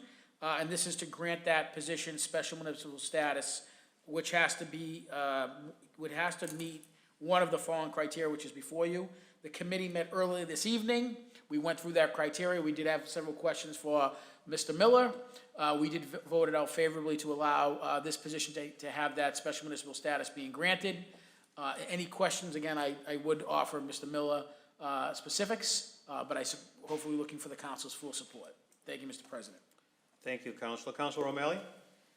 I would like to take Councilor Spatafora up on that offer. If Mr. Miller, if you could just kind of briefly explain the gist of this. I apologize. I actually missed the ordinance meeting earlier.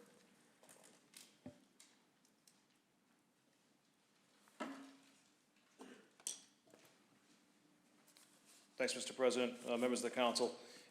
So as Councilor Spatafora said, it's not specific to a person as much as it is to a position. Excuse me, sir, we all know who you are, but for the, Oh, I'm sorry. for the public that may not, would you just identify yourself and your position with the city, please? Sure, Nelson Miller, I'm the building commissioner. Thank you.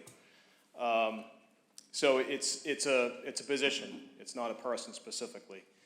And the capacity that this person could work in for us is in that my inspectors, if someone's out for an extended period of time, we can't just bring in a person to fill that job. You have to be licensed by the state to be a building inspector or plumbing inspector or electrical inspector. So this would allow us the flexibility to bring somebody in who possibly already works in some capacity within the city to work for us and essentially receive 2 paychecks, whatever they do in their part-time capacity and whatever they would do for us to fill in. Specific to a person, there is someone who's working for us right now as a part-time grant-funded position working on our vacant foreclosed property initiative, who is also getting certified to be a building inspector. So he is a person that this would apply to, this particular position, where we could bring him in and allow him to fill in for some of my staff and get paid in that position while also working on this other grant-funded thing that he's doing right now. So it's I think as Councilor Spatafora mentioned, it's more of a state law that we're trying to comply with, just to make sure there's no impropriety going on. Thank you. Hey, Councilor Spatafora, would you just say a little bit about why we have this need for this action? In other words, for the role for of... the public to understand why we don't allow people to load up on a whole bunch of different positions, and unless we get this vote of a special. Yeah, so the state law, thanks, Mr. So the state law, is, as much as we would, hopefully that happens, the state has actually become a little bit smarter than we are and created the conflict of interest rule, which is very explicit in who, in what capacity they would be in terms of getting duplicate checks. It's, I use the analogy, it's like Mayberry, you can't believe the police commissioner and the building inspector and collect 2 paychecks. That's the real crux of the matter. But the state has also realized there's unique positions rather than personnel that were required to get 2 paychecks serving in different capacities. And the state law has, and I'll read it real quick because I think it spells it out. It says the person who holds this position works periodically providing assistance to inspectional services. This is just this instance in particular. It is on an on-call needed as basis. It's a non-benefited, non-regular employee and must meet one of the following criteria. This is the state law, which Council Anderson is referring to. Is 1 is not paid, which that's probably not going to happen too often. 2 is a part-time, allowing the person the flexibility to work in another job during normal working hours if the person chooses to. And 3 has been paid by the city of Malden, has not been paid, not been paid by the city of Malden for more than 800 working hours. So essentially, they couldn't have another full-time job and also be getting a paycheck, so they'd be getting 2 checks. So that is a state requirement, and if they, as long as they don't, as long as they meet one of those criteria, we can do it. We don't do it that often. To be full disclosure and transparency, we haven't done it well. We're getting better at it. When Clerk Anderson was here, we started that process. We had some files that were lost during the transition, and we started this process again, and that's why now when this situation does come up, the law office recommends this process. I'm sure Mr. Miller realized it as well. Went to the legal office. The law office came down and requested this. They asked to go to ordinance, and so this is the process to do so going forward. And we can take this away whatever time because we grant the special municipal status. But that's the reason, the rationale is we don't want to have the same people getting paid multiple paychecks, and the state is very clear on the state law. Thank you, Councilor. I just asked for that explanation so that those of us up here understand that, but I think it's important that those of you who are here in the audience, if you aren't aware of why we're going through this process. And so on the motion to adopt this order, that was made by whom? I need a second. Second by Spatafora, made by Spatafora, second by Winslow. Clerk, please call the roll. Condon. Yes. Crowe. Yes. DiMaria. Yes. Linehan. Murphy. O'Malley. Seeker. Spatafora. Winslow. Anderson. Anderson, yes. That order has been approved by the full city council. Next order of business. 566-21, Committee Report, Rules and Ordinance, Paper 405-21, be it hereby ordained that Section 12 of the revised ordinances of 2020, effective 1/1/2020, be amended by adding Section 12.12.300, Site Plan Review. This is on Councilor Winslow's motion to receive the committee report. All those in favor say aye. Opposed say nay. The committee report is received. Councilor Winslow for the committee. So this paper relates to creating a site plan review committee that would get involved when there's major building for educational or religious institutions. And so we had this paper, we sent it to planning board and a joint rules and ordinance committee. We took comments, we got pretty substantial comments from the planning board. And then that was sent back to rules and ordinance. We had a pretty thorough discussion. We had legal review. And so based on that legal review, the paper now is more tailored to make sure that the site plan review fits more carefully into the zoning process and making sure that the site plan review committee understands that its comments are limited to the extent that we can, there's zoning setbacks and other type of things that are already established in the zoning. I think through the process we did identify that the Dover Amendment, which this is helping us to help set reasonable conditions. We don't have any conditions related to religious and educational institutions related to like outdoor open space. And so, so basically it comes down to the committee report. We talked about this today, and because there's been pretty substantial changes from the paper that was originally adopted, and there's a need to further amend the zoning requirements to include a specific square footage for open space for educational and institutions. The thought is that we would, the committee recommended the amended paper favorably, but it should be sent back to a joint planning and rules and ordinance committee so that because it's substantially changed, we should really have another hearing to make sure that that is properly noticed. So that's the recommendation, to accept the favorable report, but then have it sent to a planning board and rules and ordinance hearing to be properly vetted there. Is that a motion that you're making, Councilor? Yeah, that's the motion I would make. Councilor Spatafora. I'll second the motion, Mr. President. On Councilor Spatafora. So on the motion to refer this to a joint planning board and rules and ordinance committee, seconded by Councilor Spatafora. All those in favor say aye. Opposed say nay. That paper will be referred back to that joint committee. Next order of business.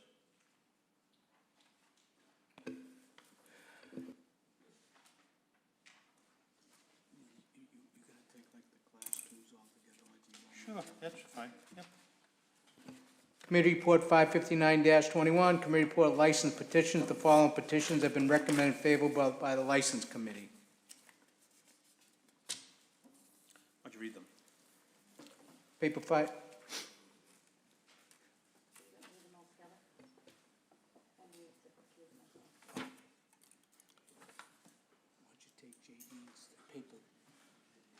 Okay, what? Before we bring this in, Councilor Seeker is requesting that she be, whatever that fancy word is, recused. I have a hard time with that one, from voting on this. All those in favor say aye. Opposed say nay. You are recused. Thank you. So on Councilor, so we have the committee report that is coming before us. And Councilor Condon is going to speak on that, Councilor? Read the licenses, please. Yep. Paper 510-21, Class 1 Absolute Auto Rental and Sales, 495 Broadway. It's a renewal. Paper 511-21, change to Class 1 Smart Buy Auto Group, DBA Smart Buy USA, 16 Broadway, 26 vehicles. It's renewal. Renewal. Paper 521-21, Class 2 Richards Motors Inc., 672 Broadway, 80 vehicles, it's a renewal. Paper 522-21, Auto Bazaar Corporation, 17 Charles Street, 21 vehicles, it's a renewal. Paper 525-21, Class 2 Seekers Automotive, 1114 Eastern Ave, 2 vehicles, it's a renewal. Paper 557-21, Class 2 Prestige Motors of Malden, 600 Broadway, 67 vehicles, it's a renewal. And paper 528-21, Class 2 Andy Services Center, Inc., 356 Lebanon Street, 3 vehicles, it's a renewal. Councilor Condon for the committee. Thank you, Mr. President. I move that we receive the committee report. On Councilor Condon's motion that we receive the committee report, all those in favor say aye. Aye. Opposed say nay. The committee report is received. Councilor Condon for the committee. Yes, last week we met on all of these licenses. Compliance people had checked out each individual request for a license, and there was no problems with any of them. I move that we grant these licenses. On Councilor Condon's motion that we grant these en masse, seconded by Councilor Di Maria, all those in favor say aye. Opposed say nay. Those licenses have been granted. Next order of business. We have more licenses. Paper 532-20, amusement machines, Pearl Street Station, 53 Summer Street, 2 machines, it's a renewal. Extended hours, Honeydew Donuts, 691 Eastern Ave, 5 a.m. to 7 p.m., 7 days, it's renewal. And paper 534-21, Lodging House, Top Tier Properties LLC, 33 Maple Street, 44 units. On Councilor Condon's motion to receive the committee report, all those in favor say aye. Opposed say nay. Committee report is received. Councilor Condon for the committee. Thank you, Council President. These 3 licenses, the compliance people familiar with all the properties, they had no problem with these licenses being issued. So I would move that these 3 licenses be granted. Thank you. Councilor Condon, would you just do a little explanation there of what it is that our compliance inspectors do? And what is it that we're looking for when these licenses come before us? They check with the police to see if these particular licenses had any problems as far as 911 calls or problems on the properties, particularly the lodging houses. And with that, they delivered the report. I think there was 1 incident at 33 Maple the entire year, but we have to be satisfied that they're following our proper procedures before we issue those licenses. And so I'll just say that we also are looking to see if there are neighborhood complaints or police complaints or other public safety complaints, and after going through that deep due diligence, they've all passed muster, if you will. The compliance people do a great job following this stuff up, so. Okay. On the motion to grant, all those in favor say aye. Opposed say nay. Those licenses are granted. Next order of business.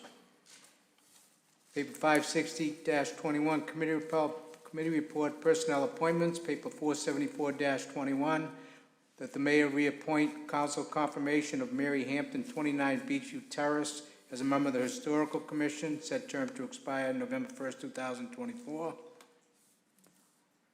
Councilor Crowe. Motion to receive the committee report. Can we receive the committee report for all of the reappointments or appointments instead of? So we'll receive the committee report for 560, 561, 562, 563-21. Hey, Councilor Crowe, I'm only going to be here for a little while longer. All right. I enjoy going through this long stuff. You know? Okay. What do you want to? No. So, on Councilor Crowe's motion that we receive the committee reports from the Personnel Appointments Committee dealing with these reappointments, all those in favor say aye. Aye. Opposed say nay. Those committee reports are received. Councilor Crowe for the committee. And thank you, Mr. President. The Personnel and Appointments Committee met last week, and we met with Mary Hampton, who's being reappointed to the Historical Commission. I gotta make sure I get them all right there. And so if anyone doesn't know, Mary has been very active in the Malden community and many areas around history, and she was a teacher by trade, and really talked about, you know, her love for Malden and Malden's history and all the things that they have been working on. So it is just a pleasure, and the committee agreed to reappoint Mary Hampton to the Historical Commission. So I'll make a motion to reappoint Mary Hampton to the Historical Commission. We got a motion, we have a second. All those in favor say aye. Aye. Opposed say nay. That appointment has been approved by the full city council. And we also met last week with Tova Miller. She is a first appointment, not a reappointment, and she is being appointed to the Disabilities Commission. Tova had spoke about that she moved into Malden just last year in the height of the pandemic, so she was really confined to her area. And as she started looking and reading about things that Malden was doing, and she's a practicing attorney and has worked on a lot of disability issues and groups around disabilities, that when she saw this posting, she thought it was just the right one for her, so she wanted to jump right into our community and get involved as much as she could. So it was, again, a pleasure to meet with Tova Miller, and so make a motion to appoint Tova Miller to the Disabilities Commission. On Councilor Crow's motion to appoint, and seconded by Councilor Di Maria, all those in favor say aye. Opposed say nay. That appointment has been confirmed by the full city council. Next order of business. So our next appointment was Eric Rubin, who is the Director of Public Facilities. As you all know, Mr. Rubin has been very active, and he's been here for about 5 years now. And he brought the Honeywell project that really did a lot of savings and energy efficiencies. He's been very active in our community and really keeping up all the buildings and all the things that, you know, that have to happen in all of our public facilities. So we make a motion to reappoint Eric Rubin as our Director of Public Facilities. Thank you, Councilor. On Councilor Crow's motion to reappoint Eric Rubin, seconded by Councilor Murphy, all those in favor say aye. Opposed say nay. Mr. Rubin's appointment has been reconfirmed by the full city council. Next order of business. And finally, we met with Paul Buckley, who's being reappointed to the Conservation Commission. And he's been on the Conservation Commission for a little bit now. And he talked again, and I think Councilor Winslow had brought up the fact that, you know, they're really still working on some bylaws. And I think under Isaac Slavin, the chair of the Conservation Commission, they really are working to do a lot more work, and Paul was really very excited to continue that work on behalf of the Conservation Commission. So we make a motion to reappoint Paul Buckley to the Conservation Commission. On Councilor Crow's motion to reappoint, seconded by Councilor Condon, all those in favor say aye. Opposed say nay. That appointment has been confirmed by the city council. And I have nothing else. Next order of business. Paper 564-21, Committee Report, Public Property. Paper 415-21, Petition, Selco Partnership, DBA Verizon, installation of necessary telecommunication equipment and corresponding aerial fiber optic cable on National Grid-owned utility poles. Verizon also install antenna and apparatus equipment and aerial fiber route to collocate small wireless facilities, also referred to as small cells, on existing wooden utility poles located within public right-of-way and at the following location: 1038 Salem Street, with the following conditions: that equipment not be installed on any poles or adjacent to double poles until National Grid replaces them, and these installations do not include mechanical devices. On Council Linehan's motion that we receive the committee report, all those in favor say aye. Opposed say nay. Committee report is received. Councilor Linehan for the committee. Thank you, Mr. President. So the Public Property Committee met last week with just this one item on the agenda, which is an application for a small cell installation on an existing utility pole, which is located at 1038 Salem Street. And that's the area across from the Delta, across from the Linden School on the uphill side. So we had met previously in committee to discuss this, and at that time, when we held the public hearing, there was a little bit of confusion over the distance stated. We had some technology issues in the room where we were trying to pull up the map and weren't able to do so to confirm for some of the abutters who were calling in and looking for more information. So we tabled it in order to give the abutters time to approach the city, look at the plans in more detail, and get those questions answered for sure about the distance. It turns out it's well outside the distance. I think it was over 100 feet away. We did bring the representatives from Verizon back again last week. They had very thorough schematics with them. After discussing it with them briefly, confirming the distance and going over any additional information, we felt satisfied with what they had presented to us, so the committee unanimously recommended approval with all the usual conditions that we put on all of these attachments. So I would make a motion that we approve this attachment. So we have a motion to grant the petitions. Councilor Spatafora. I just got one question. I missed the meeting last week, Councilor Linehan. What's the poll number? I am not sure if we have the poll number here. I might be on the papers that I have with me. Let me 1 second.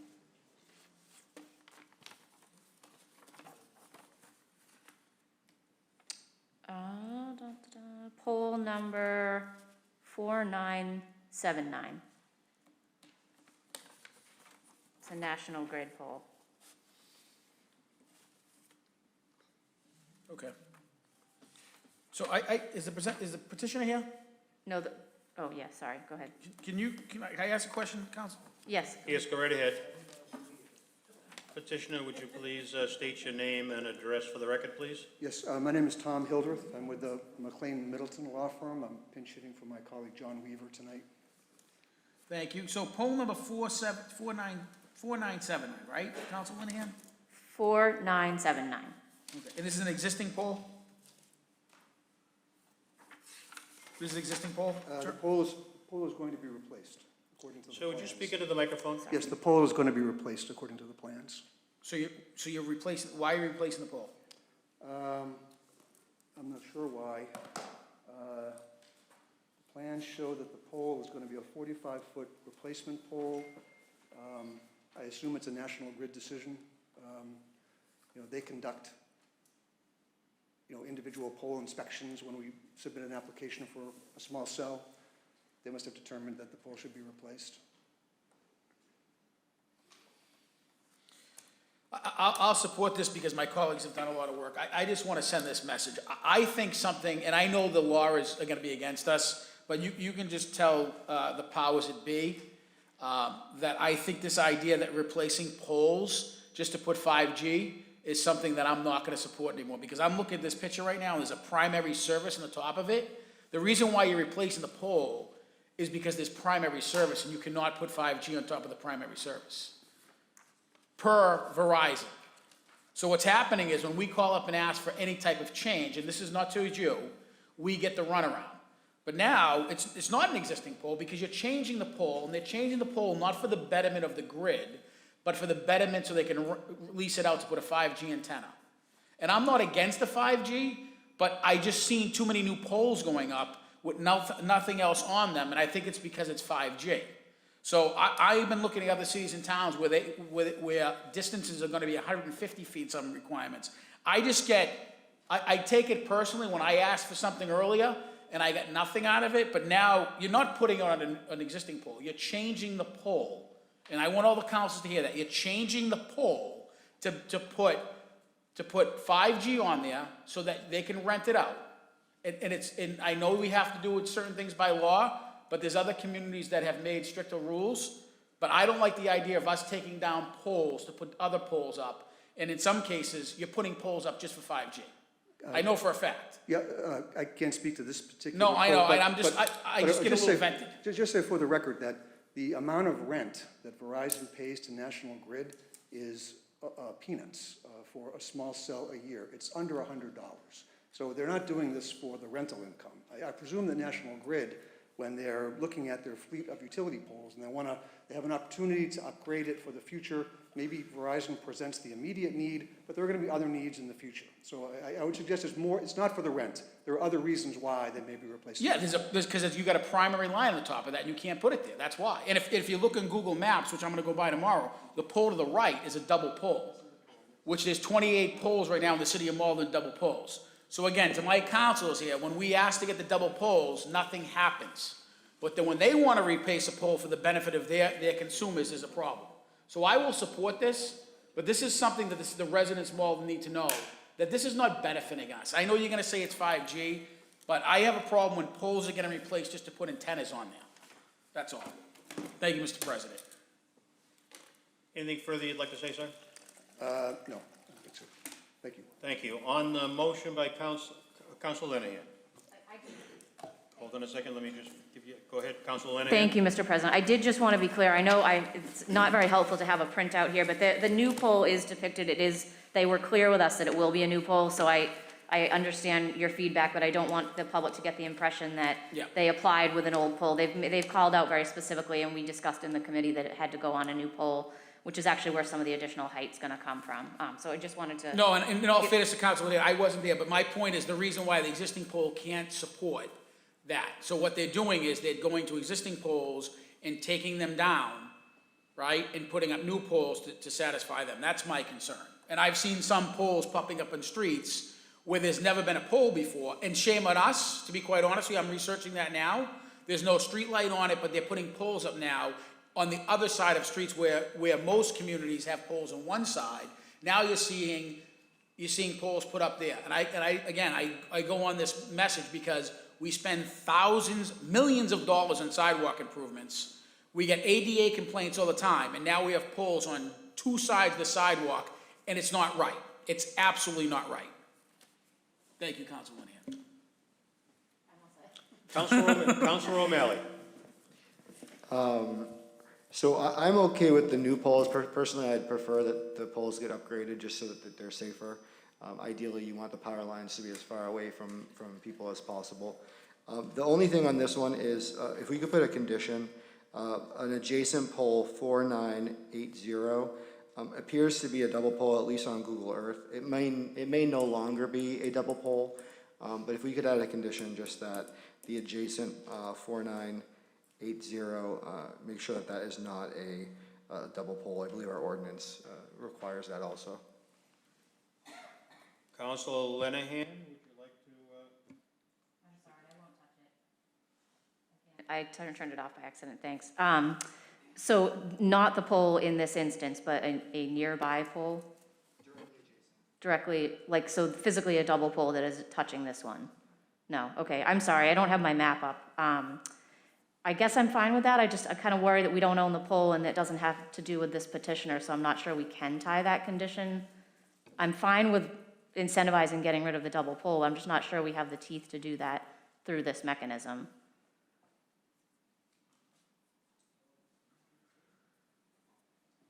Well, why don't we ask the representative if he will speak to what's being suggested here? Just like Councilor Linehan mentioned, I'm not sure who owns that adjacent pole either, and so I can't speak to Verizon's ability to cause that double pole to be removed. I do know it's a very common phenomenon when we're doing small cells in any municipality in Massachusetts, that our government relations people typically come and talk about the schedule for removing double poles. So I certainly can take that back. They understand it's a constant priority, and all of the pole owners. Some poles are jointly owned with Verizon. Some are solely owned by National Grid. I don't know what this condition of this other pole is, but to the extent possible, I can certainly we could accept the condition if we have the ability to do it, but otherwise we couldn't.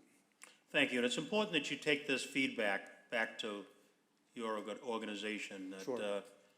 That's why I'm here, Mr. President. That's right. This council, petitioners like yourself come before this council continuously, and we're expecting that reciprocity in terms of helping us to do right by the city as you want us to do.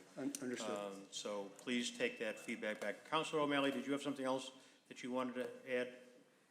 Yeah, I was just, if we don't want to put it on this one, I'm okay with that. I'm pretty sure we put it in the ordinance that any adjacent pole cannot also be a double pole, but I just have to double check that. Thank you. Councilor Linehan. Councilor Linehan. I guess my only feedback would be that I think we're bumping up against, if not past the deadline to take action on this. So I would say, let's please not table it. I'm fine to put that condition in if applicable. I'm not sure that it applies, but if it doesn't, we can take that up as a separate matter. I think we need to move on this application. Did you make a motion? I did. I'll second. Okay. So let's read the motion so we can all be clear on it, please. I'd make a motion that we approve the small cell installation at 1038 Salem Street with the usual conditions, including Councilor O'Malley's additional recommendation on the adjacent double pole. Okay, and we have a second to that motion? Councilor Seeker seconds that. All those in favor say aye. Aye. Opposed say nay.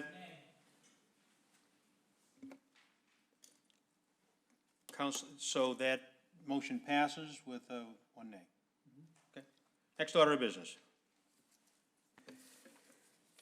Paper 565-21, Committee Report, Finance Paper 535-21, order that the sum of $512,160 be and the same is hereby transferred from salary reserve count 00109965110 to firefighter salaries account number 001022205120.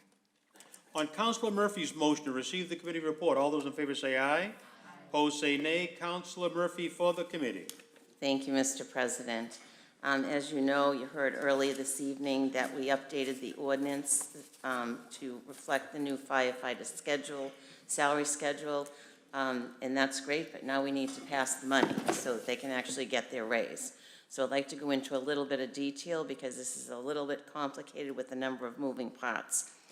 So the firefighters have been without a contract for the last 16 months. They did sign an MOU with the city for a 3-year contract, which brings us back into the fiscal year 21 and 22. That's what this $512,000 is talking about. It's actually the contract is for fiscal year 21, 22, and 23. The $512,000 that we're speaking about actually applies to fiscal year 21 and 22. And for those who are listening this evening, just something that's somewhat confusing to people, we are actually in fiscal year 2022 at the moment. So basically, this is retroactive pay for fiscal year 2021, which actually covers July 20 to June 30th, 21, and then it starts for fiscal year 22. So this $512,000 covers 3 areas. The MOU grants a 2.5% raise for fiscal year 21, a 2% raise for fiscal year 22, okay? And also, it has a, the second part of this is there's been an increase in hazardous duty pay. Every firefighter gets hazardous duty pay. It was at $1,600. It has been increased by $400. So they will now be getting $2,000 per year as a stipend.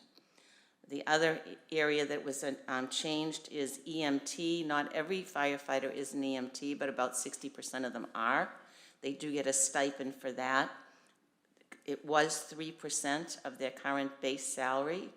It has been increased to 6% of their current base salary. Now that might sound like a huge increase, doubling it, but there was a lot of research that went into what Malden was paying for EMT versus what other communities were paying, and we were very much on the low side. So this was a negotiated amount to go to 6%. So basically the $512,000 covers the retroactive 2.5% for 2021, the 2% for 2022, and the retroactive pay for the hazardous duties pay, the current pay for the hazardous duties pay, the additional $400, and the increase of the EMT stipend from 3% to 6% for both 2021 and 2022. Obviously, 2023 will be in the next year's budget. So if anyone has any questions, I'll be happy to answer them, but that in a nutshell is what's covered under this particular package. Thank you, Councilor. Councilor Winslow. Yeah, I mean, I'd like to make a motion to second this, but I also have a point of information or order. Paper 55021 was the committee report on the ordinance for the revised schedule. I think we only enrolled that. Do we need to suspend rules so that we can also ordain that so this can be done quickly? I just didn't know we may want to do that, so I might suggest that in addition to passing this paper, we may go back and suspend rules to pass that on the floor tonight. Thank you. Let's speak on this, on the motion that's here before us. I know that Mr. Rannigan, he's not here. I know he has had some discussion with the fire department. They, obviously would like their retroactive pay before Christmas if it's possible. I mean, if no one would object to doing that, I think it would be nice of us to do that for the fire department. So I'm in favor of it if we're not going to have any difficulties with suspensions, suspending docket rules, or council rules. Sorry, council rules.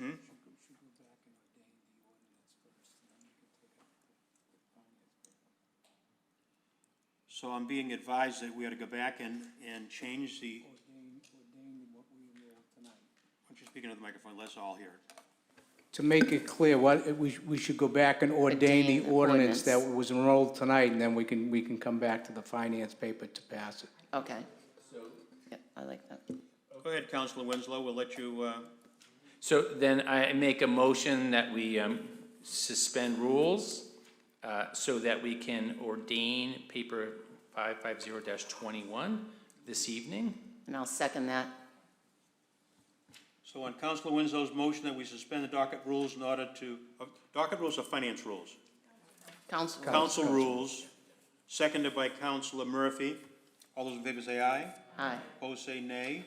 Those rules have been suspended. Now... Well, then I make a motion to ordain paper 550-21. Thank you. On Councilor Winslow's motion to ordain, seconded by Councilor DiMaria, it sounded like. I'll call the roll on that. On that motion, the clerk, please call the roll. Condon. Yes. Crowe. Yes. DiMaria. Yes. Linehan. Yes. Murphy. Yes. O'Malley. Sika. Yes. Spatafora. Winslow. Winslow, yes. Anderson. Anderson, yes. That paper has been ordained. And I'll make a motion to pass paper 565-21, which is the financial paper. On Councilor Murphy's motion that we adopt this paper, seconded by Councilor Crowe. Let's do a clerk, please call the roll on that one. Condon. Yes. Crowe. Yes. DiMaria. Yes. Linehan. Yes. Murphy. Yes. O'Malley. Yes. Sika. Yes. Spatafora. Winslow. Winslow, yes. Anderson. Anderson, yes. That paper has been adopted by the council. Next order of business. Docket is clear. The docket is clear. Is there anyone who would like to, oh, I see the lights, the board's just lit up here for personal privilege. And we'll start with Councilor to my left, Councilor Linehan. I actually was hoping to make a motion to untable paper 416-21 so that we could discuss the small cell at 71 Plainfield Ave. So Councilor Linehan is moving that we remove from the table paper 416-21, and we have a second by Councilor O'Malley. All those in favor of removing that paper from the table, all those in favor say aye. Opposed say nay. That paper has been removed from the table. Councilor Linehan. Thank you, Mr. President. So you may all recall that we had tabled this petition at 71 Plainfield Ave, initially over concerns related to a nearby tree. We had recommended to the full council at first not to approve this site, but I asked the body to table it a few weeks ago after we learned that we had potentially voted in a way that might not be consistent with our ordinance and which could open us up to a challenge over that decision. So in a nutshell, tree proximity isn't an acceptable reason to deny a petition. So our building commissioner, Nelson Miller, who's here, met and had a follow-up conversation with myself as well as the petitioners, who also have representatives here if we have questions. We've discussed this. We do feel that it's an appropriate site for approval, and I'm hoping that we can take a final vote on the petition like the one we just discussed. It's actually past its time frame that we should have made a timely decision on it.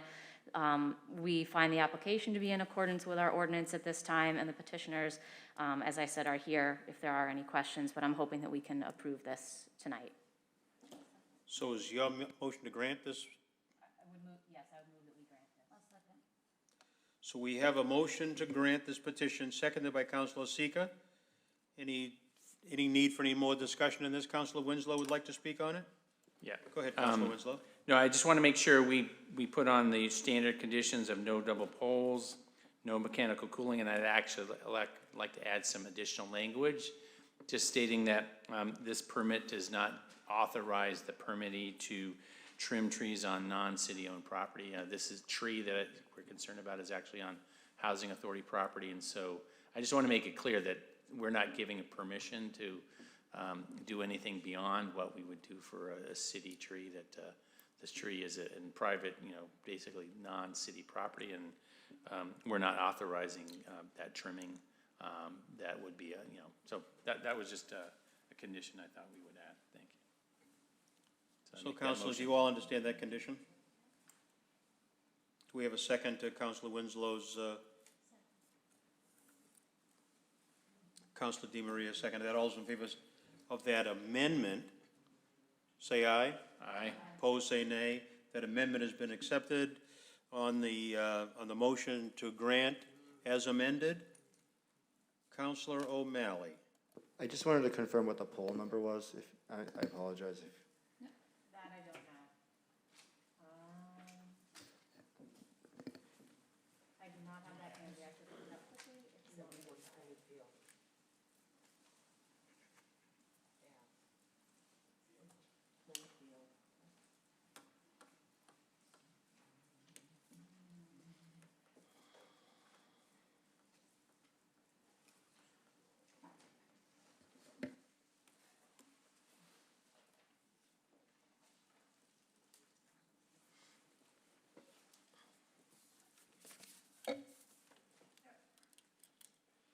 So while we're having a little lull in the proceedings here,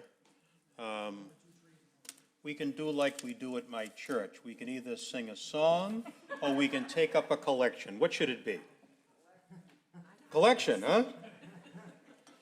Sir, you'd like to speak? Mr. President, councilors, I'm Hans Eisenbach. I am a lawyer at Vailting. I'm outside counsel to Exonet petitioners in this matter. And I do have the poll number, if it'd be helpful.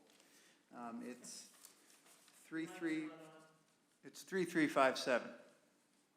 This is the poll number. Thank you. Councilor O'Malley? So is the poll going to be replaced, or has it been replaced? The poll has been replaced. Okay. Thank you. That was easy, wasn't it? It was. On the motion to grant as amended, all those in favor say aye. Opposed, say nay. That petition has been granted. Next order of business, the docket is clear, and there were a bunch of people that were going to speak, and they all got eliminated, but let me start again. Councilor Seeker. Thank you, Councilor Anderson. So I'm going to close this evening with a quote that I found on Facebook last week that pretty much reigns true today. And the quote is, "If you can't figure out how to be kind, figure out how to be quiet." I left Sergeant Giordano's funeral services today, and I was driving home with my mother, and I got a notification on the phone. That was a tweet from our Malden Police Department. And underneath them honoring a brother who had passed were some heinous comments of people talking about Sergeant Giordano, not even knowing him or his family or caring about his children or his ex-wife or his mother or his sister who just lost their loved one, but they were more important and made it political about vaccinated versus not vaccinated. It doesn't matter what Sergeant Giordano was. It doesn't matter if he was vaccinated or not vaccinated, if he died from COVID, if he didn't die from COVID. He died. He's not coming back. No comment could ever bring this man back. And the point that I'm bringing this up for this evening is I'm not quite sure where we went wrong as a society, because all of a sudden people get on social media and they are very quick to judge people they've never met before. My strongest haters on social media have never even said hello to me. They know nothing about me. Over the past 30 days, I've had people call me racist, white supremacist. I've been afraid to leave the house. The kids couldn't come home from work one night because I had people camped out in front of it. That is not okay. From a very young age, I was taught not to bully anybody and to love people for how they treated me. And I think I've done that. And I've made my children the same way. My children have been taught to love one another, no matter race, religion, or creed. Hell, my daughter's boyfriend is a person of color, and I love Tyson like I love Juliana or John. He has lived in my house for the past 2 years, and I don't see him as a person of color. I see him as a human being. And this is where we've gone wrong. My children have aunts, uncles, cousins who are biracial, who are African American, who are Asian. We have all ethnic backgrounds in my particular family. And I just don't understand, if we're going to move forward in the next 2 years and get anything accomplished on this city council or in this city, it's not necessarily about the resolve that Nate and I worked on. That has a lot to do with it. But we have to get along as humans, just in general. We need to stop using social media as a bullying tool for people. It's absolutely unacceptable. I've stopped going on. It's not worth it. I have people that are judging me who know nothing about me at all. It's not okay. And it's not okay for Sergeant Giordano's kids to possibly go on our Malden Police Twitter account and see some of the horrible things that the world has felt the need to give their 2 cents. We as a community need to get beyond that, but if we're gonna move on from anything, it needs to stop. We need to stop using social media. We have groups going against other groups, going against counselors, going against colleagues. It needs to stop. My particular situation, I had a press release signed by multiple Malden organizations, and before that press release, I don't know if anybody knows this, but not one person reached out to me for a comment before they sent it to the press. How are we supposed to make that a teachable moment or a learning experience if not one person thought about giving me a call and asking me about the picture? Not one person did that. But they wanted to humiliate and hurt me by calling the news, not realizing that I have a family and I am human and we all make mistakes and everybody has a past. If you tell yourself that you don't, you're lying. Everyone has skeletons in their closet, and we need to stop judging people. We need to love one another, no matter what. It's absolutely ridiculous that we as a society, over the last, for me, 20 months or so, Councilor Winslow talks about forgiveness. I've never been forgave. I've done something wrong, and nobody wants to listen to my side. They want to listen to what they want to listen to, and that is it. My birthday party was not a birthday party. It was a birthday party parade, like the whole entire world was doing at that time.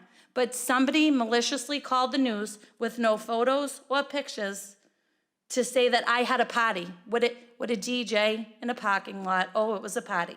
But it was okay for the 6 weeks before that on Saturday for Councilor Spatafora and I to drive around with that same DJ to make everyone else's children happy. Why they thought I wasn't going to do it for my own is crazy. But nobody ever asked about that situation. They just assumed, jumped on this bandwagon, and I was no good. I was getting death threats from around the country over that birthday parade. I have videos if anybody would like to see on my phone what exactly that party entailed. It was a parade. If anybody has any questions, my life is an open book. I've never, ever said, I've never hid anything from anybody. If you want to know about me, get to know me. Don't judge me based on somebody else's opinions of me, because the truth of the matter is, the opinions of those people, some of them have never even said hello.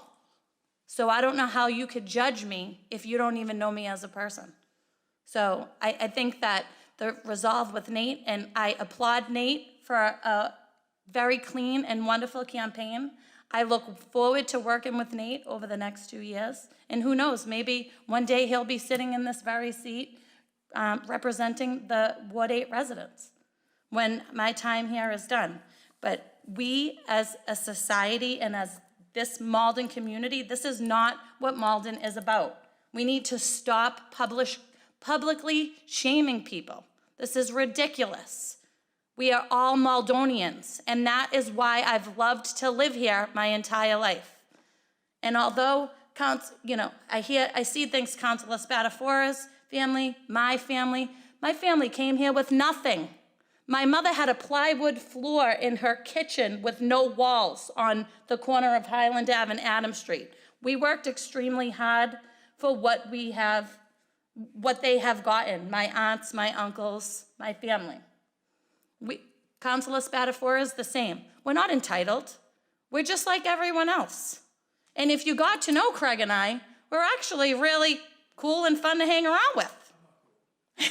I think we are. We have a lot of fun.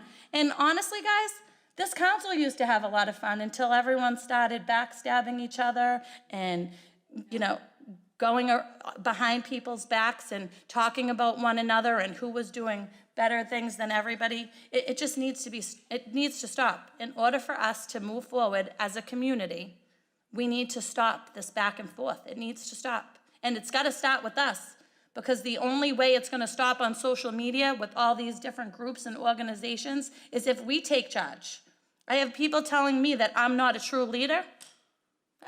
If what I've accomplished these past 8 years doesn't, I guess you're only as good as your last soiree or party, they say, right? That's what they say. But I've been judged by 2 things that have supposedly made my entire 8 years here. And they're not judged fairly because nobody knows about them, because neither incident has anybody reached out to me and asked my opinion or what happened. And some of you on this council are even guilty of doing the same. You just sat and you decided to say, okay, Councilor Sika had a birthday party in the parking lot of Mix 360. If I was being a sneak or I was trying to hide it, do you think I would have had it on Route 99 in the middle, out front in the open? It was a parade. My street is 4 houses wide. I was trying to be considerate of my constituents and my neighbors, so I had it in an empty parking lot. And now this Halloween costume, it was mocking Bob Kraft. It had nothing to do with the Asian community, although now, over the past 18 months, and I've seen what has happened in the world with the Asian community, I can see why it was hurtful. And if it was this year, you would have never seen me caught dead dressed in that same costume that I dressed in 2 years ago. We need to learn to listen to both sides of a story before we just assume something. It has to stop. We're not going to be able to move forward. The racial equity and inclusion resolve is going to be meaningless if we can't all get along and do what we need to do together. Malden is an amazing, diverse community. My children grew up here, and I love that they see no color. They They have friends, they have cousins. It's amazing that everybody comes here for the diversity. We need to continue that. We can't be picking this side to this side. This is not okay. We need to stop this. If somebody has a problem, my email is always there. My phone is always on. You can call Lisa to get in touch with me. Whatever you need to do, it's there. We just need, everybody needs to stop going and attacking people on social media. It has to stop, especially after seeing today. It doesn't matter what happened with Sergeant Giordano. He's gone. He's not coming back. And I just don't understand as a society where we went wrong. Social media is great. And I said it to my mother today. If you want to catch up with an old friend from high school, or even friends with kids on there I went to kindergarten with, and it's great like that. But it's also the devil, because it gives people the ability to hide behind a keyboard and verbally attack, which is bullying. And we teach our kids at a very young age, bullying is not okay. But we adults are bullying other adults through their words and their posts on social media. It has to stop. It has to stop. We cannot be doing this. This is the season for giving. It's Christmas. It's the holiday season. We need to start fresh. January 1st starts a new year. Let's start with a clean slate. Enough is enough. We are never going to move forward as a city, as a body, if we don't try to all get along. Because some of these organizations are, if you're not in with them, then they don't like you and they write nasty things about you. And they don't even know you. It's not fair. They're one-sided, and it just needs to stop. So I thank you for your time. I apologize for going on so long, but today was a very emotional day for me. I put myself in the shoes of his fiance and his ex-wife, and I looked at his children in pain, and I thought of my children. It could be any one of our children. And are we really gonna sit here and fight and argue when we are all on borrowed time here? Tomorrow, we could be gone. And we're gonna sit here and we're gonna fight and argue over silly little frivolous things that absolutely mean nothing. So I thank you for your time, and I hope everyone has a great evening. But I'm going home because I'm exhausted.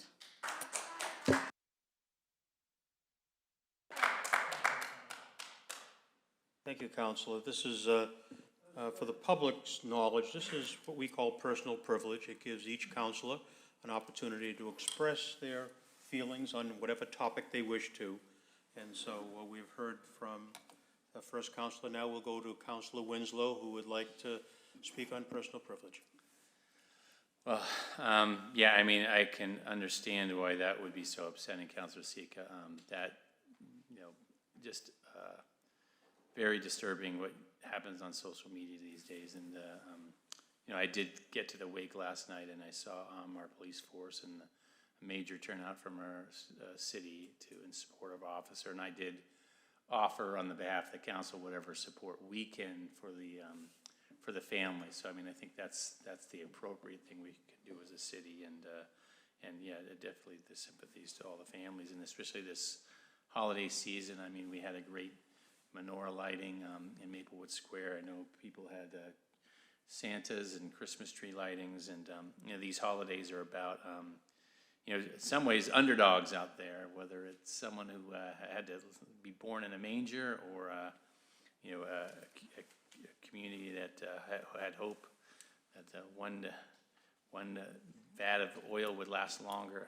We know there's underdogs and there's celebration when you come through that, and hopefully we can take that spirit forward. And the other thing I am doing, just my point of privilege that I had written down was we are starting as a community a transit action plan. And for me, this is something near and dear to me, because I know our transportation system impacts everybody's lives. And to have so many people of all incomes, but low income and people of color in particular, rely on our transit system very highly. and a lot of our bus routes are based on trolley lines from 100 years ago. We need input from the community, and particularly those who are relying on our bus system to give us input on how to plan that. There's some opportunities here, but we need people in our community. So the mayor is asking people to volunteer to help guide the community outreach process so that we reach out to everybody in our community about this. So if you're interested, do reach out. If you know someone, ask them. We're really looking for broad representation and people who can make sure we get broad input in this very important decision that affects everybody's lives. People work, go to school, so that's what we need, the community engaged there. So I hope that that is the type of thing we'll continue to do.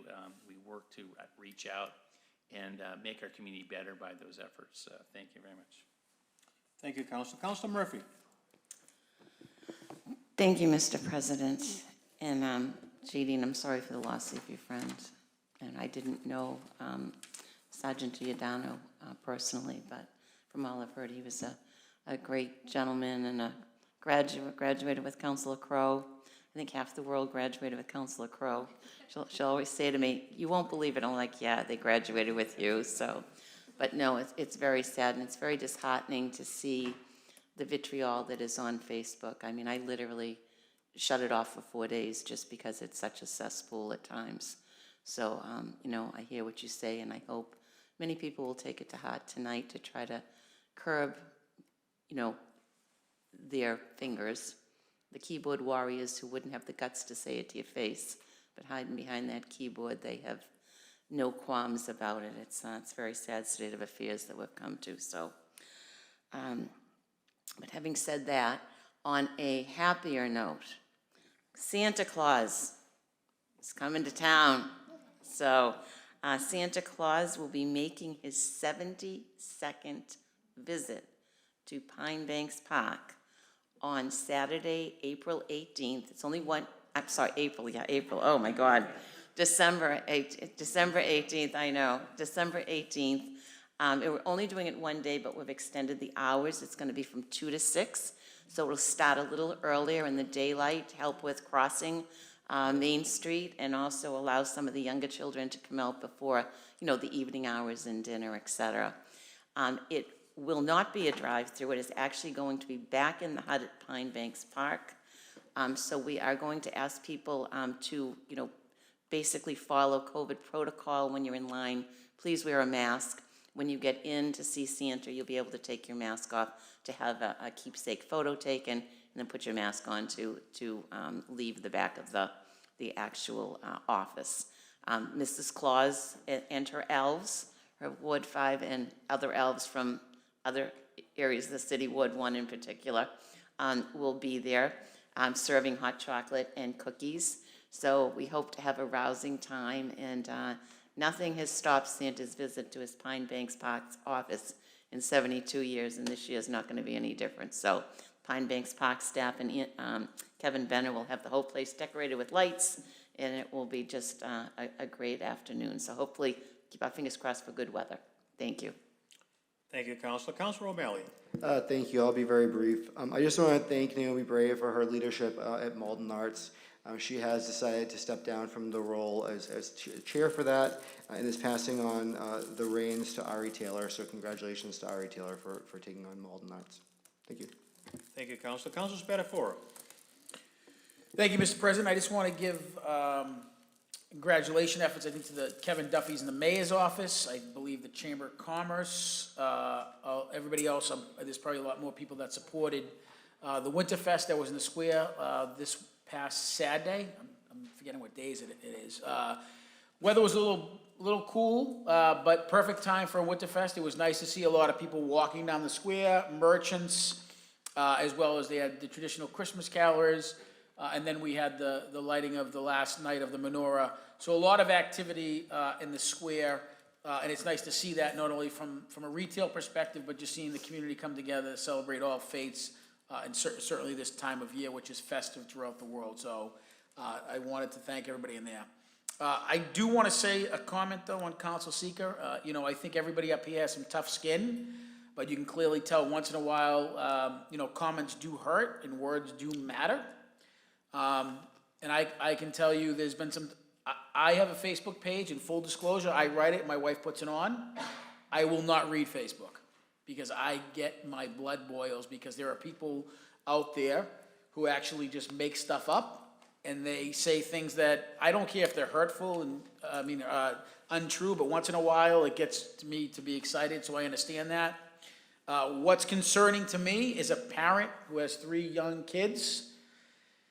You know, we're not teaching, I don't care what side of the aisle or what color you are, teaching our children this type of behavior is detrimental. You see all the time where you have these bullying on Facebook, and the young woman a couple of weeks ago killed herself at 8 years old because of what they're doing online. It makes you think, you know, the phones are great, but it also leads to a life that is, you do not want to see. I'm glad I did not grow up in this time frame, right? We lost that ability to connect with nature and going outside and playing baseball. Everything is on these now. So just be careful what you write out there. Everybody has an opinion. It doesn't mean that you have to agree with everybody. You just got to be kind to everybody. And the last thing I will say, I read an article, is how old I am. I read an article probably 7 years ago in The Economist, and I will never forget it. It said that it was MySpace at the time, and the author wrote an article, and he said, years ago, and he probably meant in the 70s and the 60s and the 50s, things were talked about in 3 places: houses of worship, fraternal organizations, and your kitchen table. And it didn't matter what people thought. That's where debate happened, and that's where you heard the other side, whether it be a sports team, whether it be a political action, whether it be what kind of ice cream you want. But you sat inside the Moose or the VFW or your synagogue or your church, and you listened to the other side, and you maybe not agreed, but you understood the other side, and you walked out as friends. And sadly, this has taken that away. I still like that. I think when you meet most people get along when they talk to each other face to face. And unfortunately, we've lost that. And I think tonight was just, a bad example of how we've acted the last 12 months. And I think from a community, this could be a milestone for all of us, just not because of Officer Giordano, but I just think, politics has many shapes and sizes, and I think it's over. Words were said, and you got to move on. And I think if you all work together and you get along, you don't always have to agree. You're never going to agree. I mean, anybody who's married knows that, right? And not it's a joke. It's a matter of compromise. No matter what your spouse wants, that's how it works. And I think the more we do in settings like this, with community members coming out and speak about it, is a much easier process for us to understand. We're not always going to agree. That's the beauty of democracy. But to villainize somebody because they don't agree is the ironic part of that whole process. We have some people are fighting because they say, you don't understand, but if you don't agree with everything they say, they don't want to talk about it. That's the ironic piece. So, as I get older, I try to reflect on where I've been in life, and I certainly see my kids growing up in that, and I try to read a lot of things, certainly things that I want to know about. But I think what we've done as a community the last couple months, collectively, not pointing fingers, we need to change, and I think it started tonight. Thank you, Mr. President. Thank you, Councilor Spatafora. Let me, from the chair, say a couple of things. First, I'd like to acknowledge the presence of former Ward 8 City Councilor Rich Coriello. Rich, stand up so we can say hello to you. Thank you for your service on the council, and thank you for being here this evening. Secondly, I'd like to say that the warming center has opened. For those of you who are familiar with what the Nazarene Church of Malden has been doing as the lead sponsor of opening up their recreation hall for the homeless to be able to get in out of the cold and to be able to stay inside with a hot meal and so forth. And now, through the efforts of Malden Overcoming Addiction, Paul Hammersley and that group, they've been providing counsel to the persons that are coming in. it's an organization that if you don't know about it, you ought to check into seeing what it is that's going on. I started volunteering there not last year, but the year before, and I was very impressed with the opportunity to be there. I know a number of my colleagues here in the council were volunteers, either serving food or monitoring the activity that was going on there. It's well-run, well-organized, and there were people who had troubled lives that have taken wrong turns and made some bad decisions, but out of the, also in the group of people that come to the Warming Center are people that just had a bad experience, had bad luck, and but for the grace of God, could be any of us in that kind of situation. And I was very happy to have met some really nice people that are there. A couple of years ago, we had a lot of elections that year, and I remember the city clerk's office,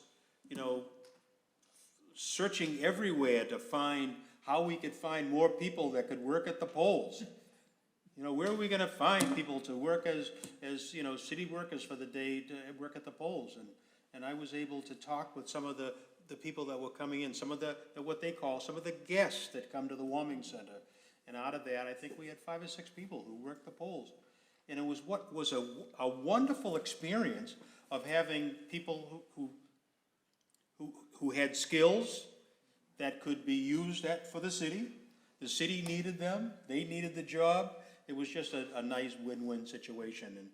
And I didn't go to the Warming Center this last year because I was afraid of what was going on with COVID-19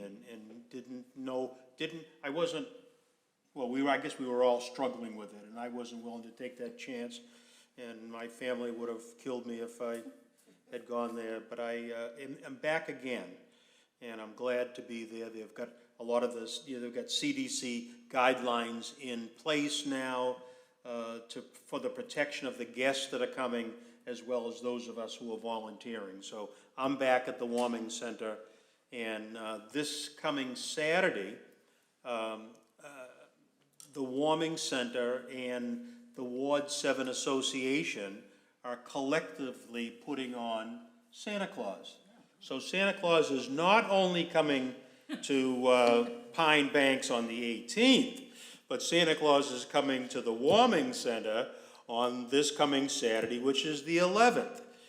And there will be free photographs and cookies and an opportunity in a CDC guidelined kind of environment for everyone to be safe and enjoying this opportunity to spend a moment or two speaking with Santa Claus and passing on, the wishes to Santa Claus, and for Santa Claus to find out who's been naughty and who's been nice. Lastly, I'd like to speak about what Councilor Sika had to say this evening about our need to get along and to stop all of the negativity amongst one another. It's been disheartening for me this year to hear, actually for the last few years, what's been going on throughout the country, this divisiveness. The country is so polarized and so divided that it's almost like if one party, decides to go in one direction, the other party may have been for that in the past, but now all of a sudden they're against it. And that whole division has seemed to have trickled down from the federal level down to us in our everyday life, and that's just wrong. That's just wrong, and I hope that what we've experienced here this evening and what we've experienced in these recent weeks, that gives us the impetus to move forward and try to better things for us. I am very proud of this city that we have, this city that we call Malden, that I've grown up in. Very proud to know that this has been a diverse community, that people have always gotten along in this community. It's not that there haven't been racial differences, ethnic differences. I've told people in the past that growing up, I mean, I've been called the N-word growing up in the city of Malden.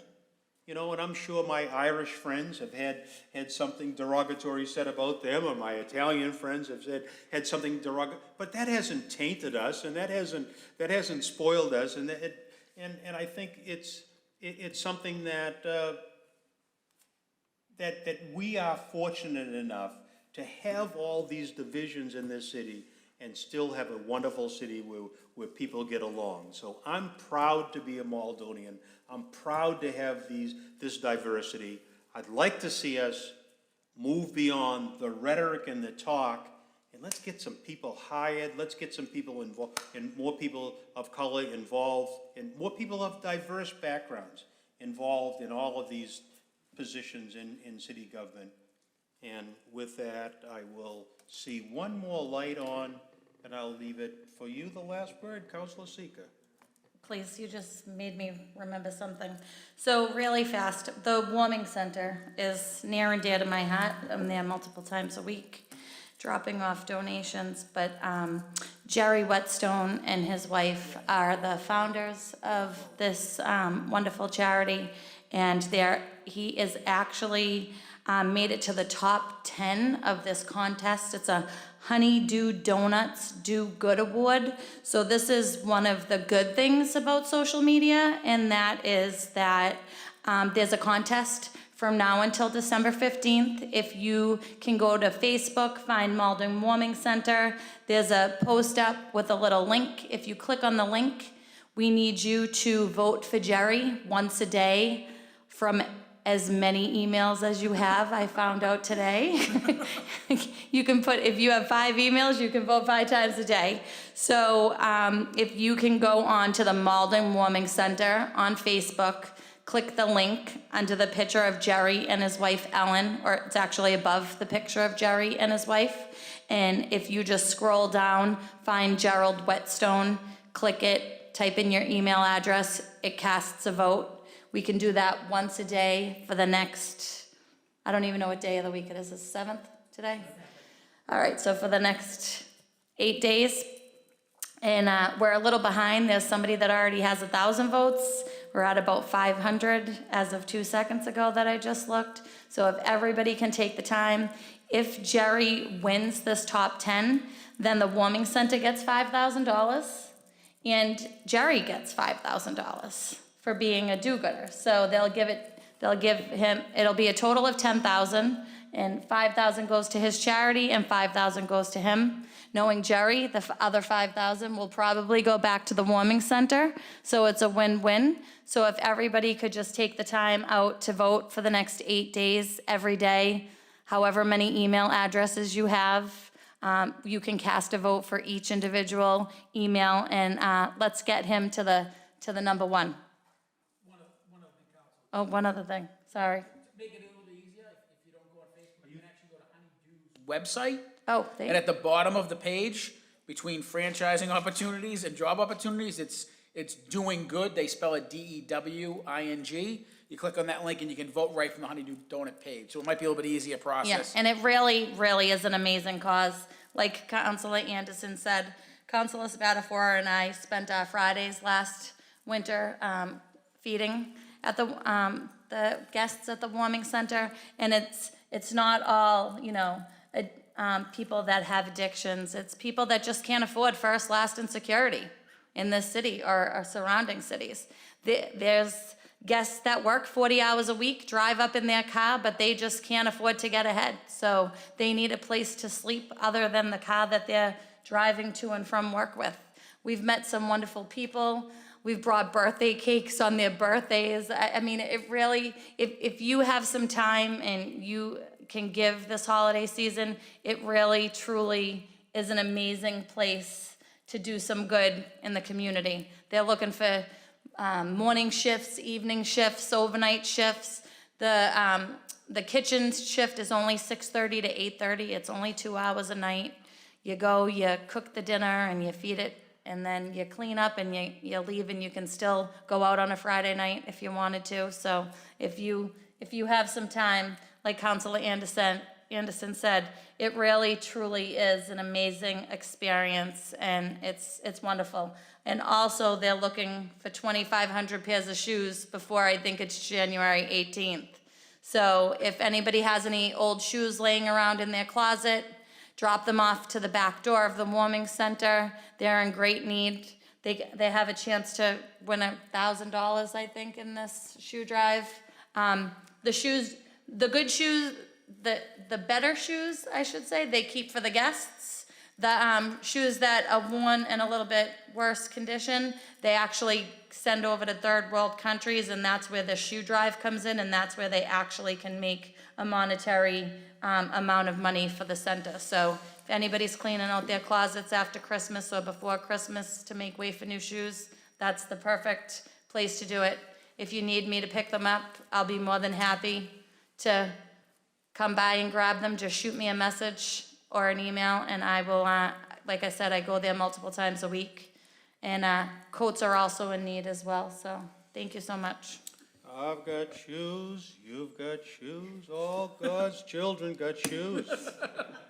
When we get to heaven, gonna put on them shoes and gonna walk all over God's heaven. Heaven. Everybody's talking about. Thank you. You knew I was gonna do that, huh? Listen, this coming Saturday, let me just re-announce, this coming Saturday, Santa Claus at the Warming Center. And I'm inviting all of the persons that ran for office in Ward 7. That is not only the councilors, but the school committee candidates, those councilors at large, those who won, those who didn't win. You know, it would be nice to have a unity get-together on Saturday with all of those in Ward 7. What time is it, Councilor Anderson? It starts at 11 o'clock at the Warming Center. For those of you who don't know, the Warming Center is, I think it's at 529 Eastern Avenue. It's in the Recreation Rec Hall at the Nazarene Church this coming Saturday. On Councilor O'Malley's motion that we adjourn, do we have any objection to that? No objection. Second by Councilor Murphy. All those in favor say aye. We stand adjourned. Good night, everyone.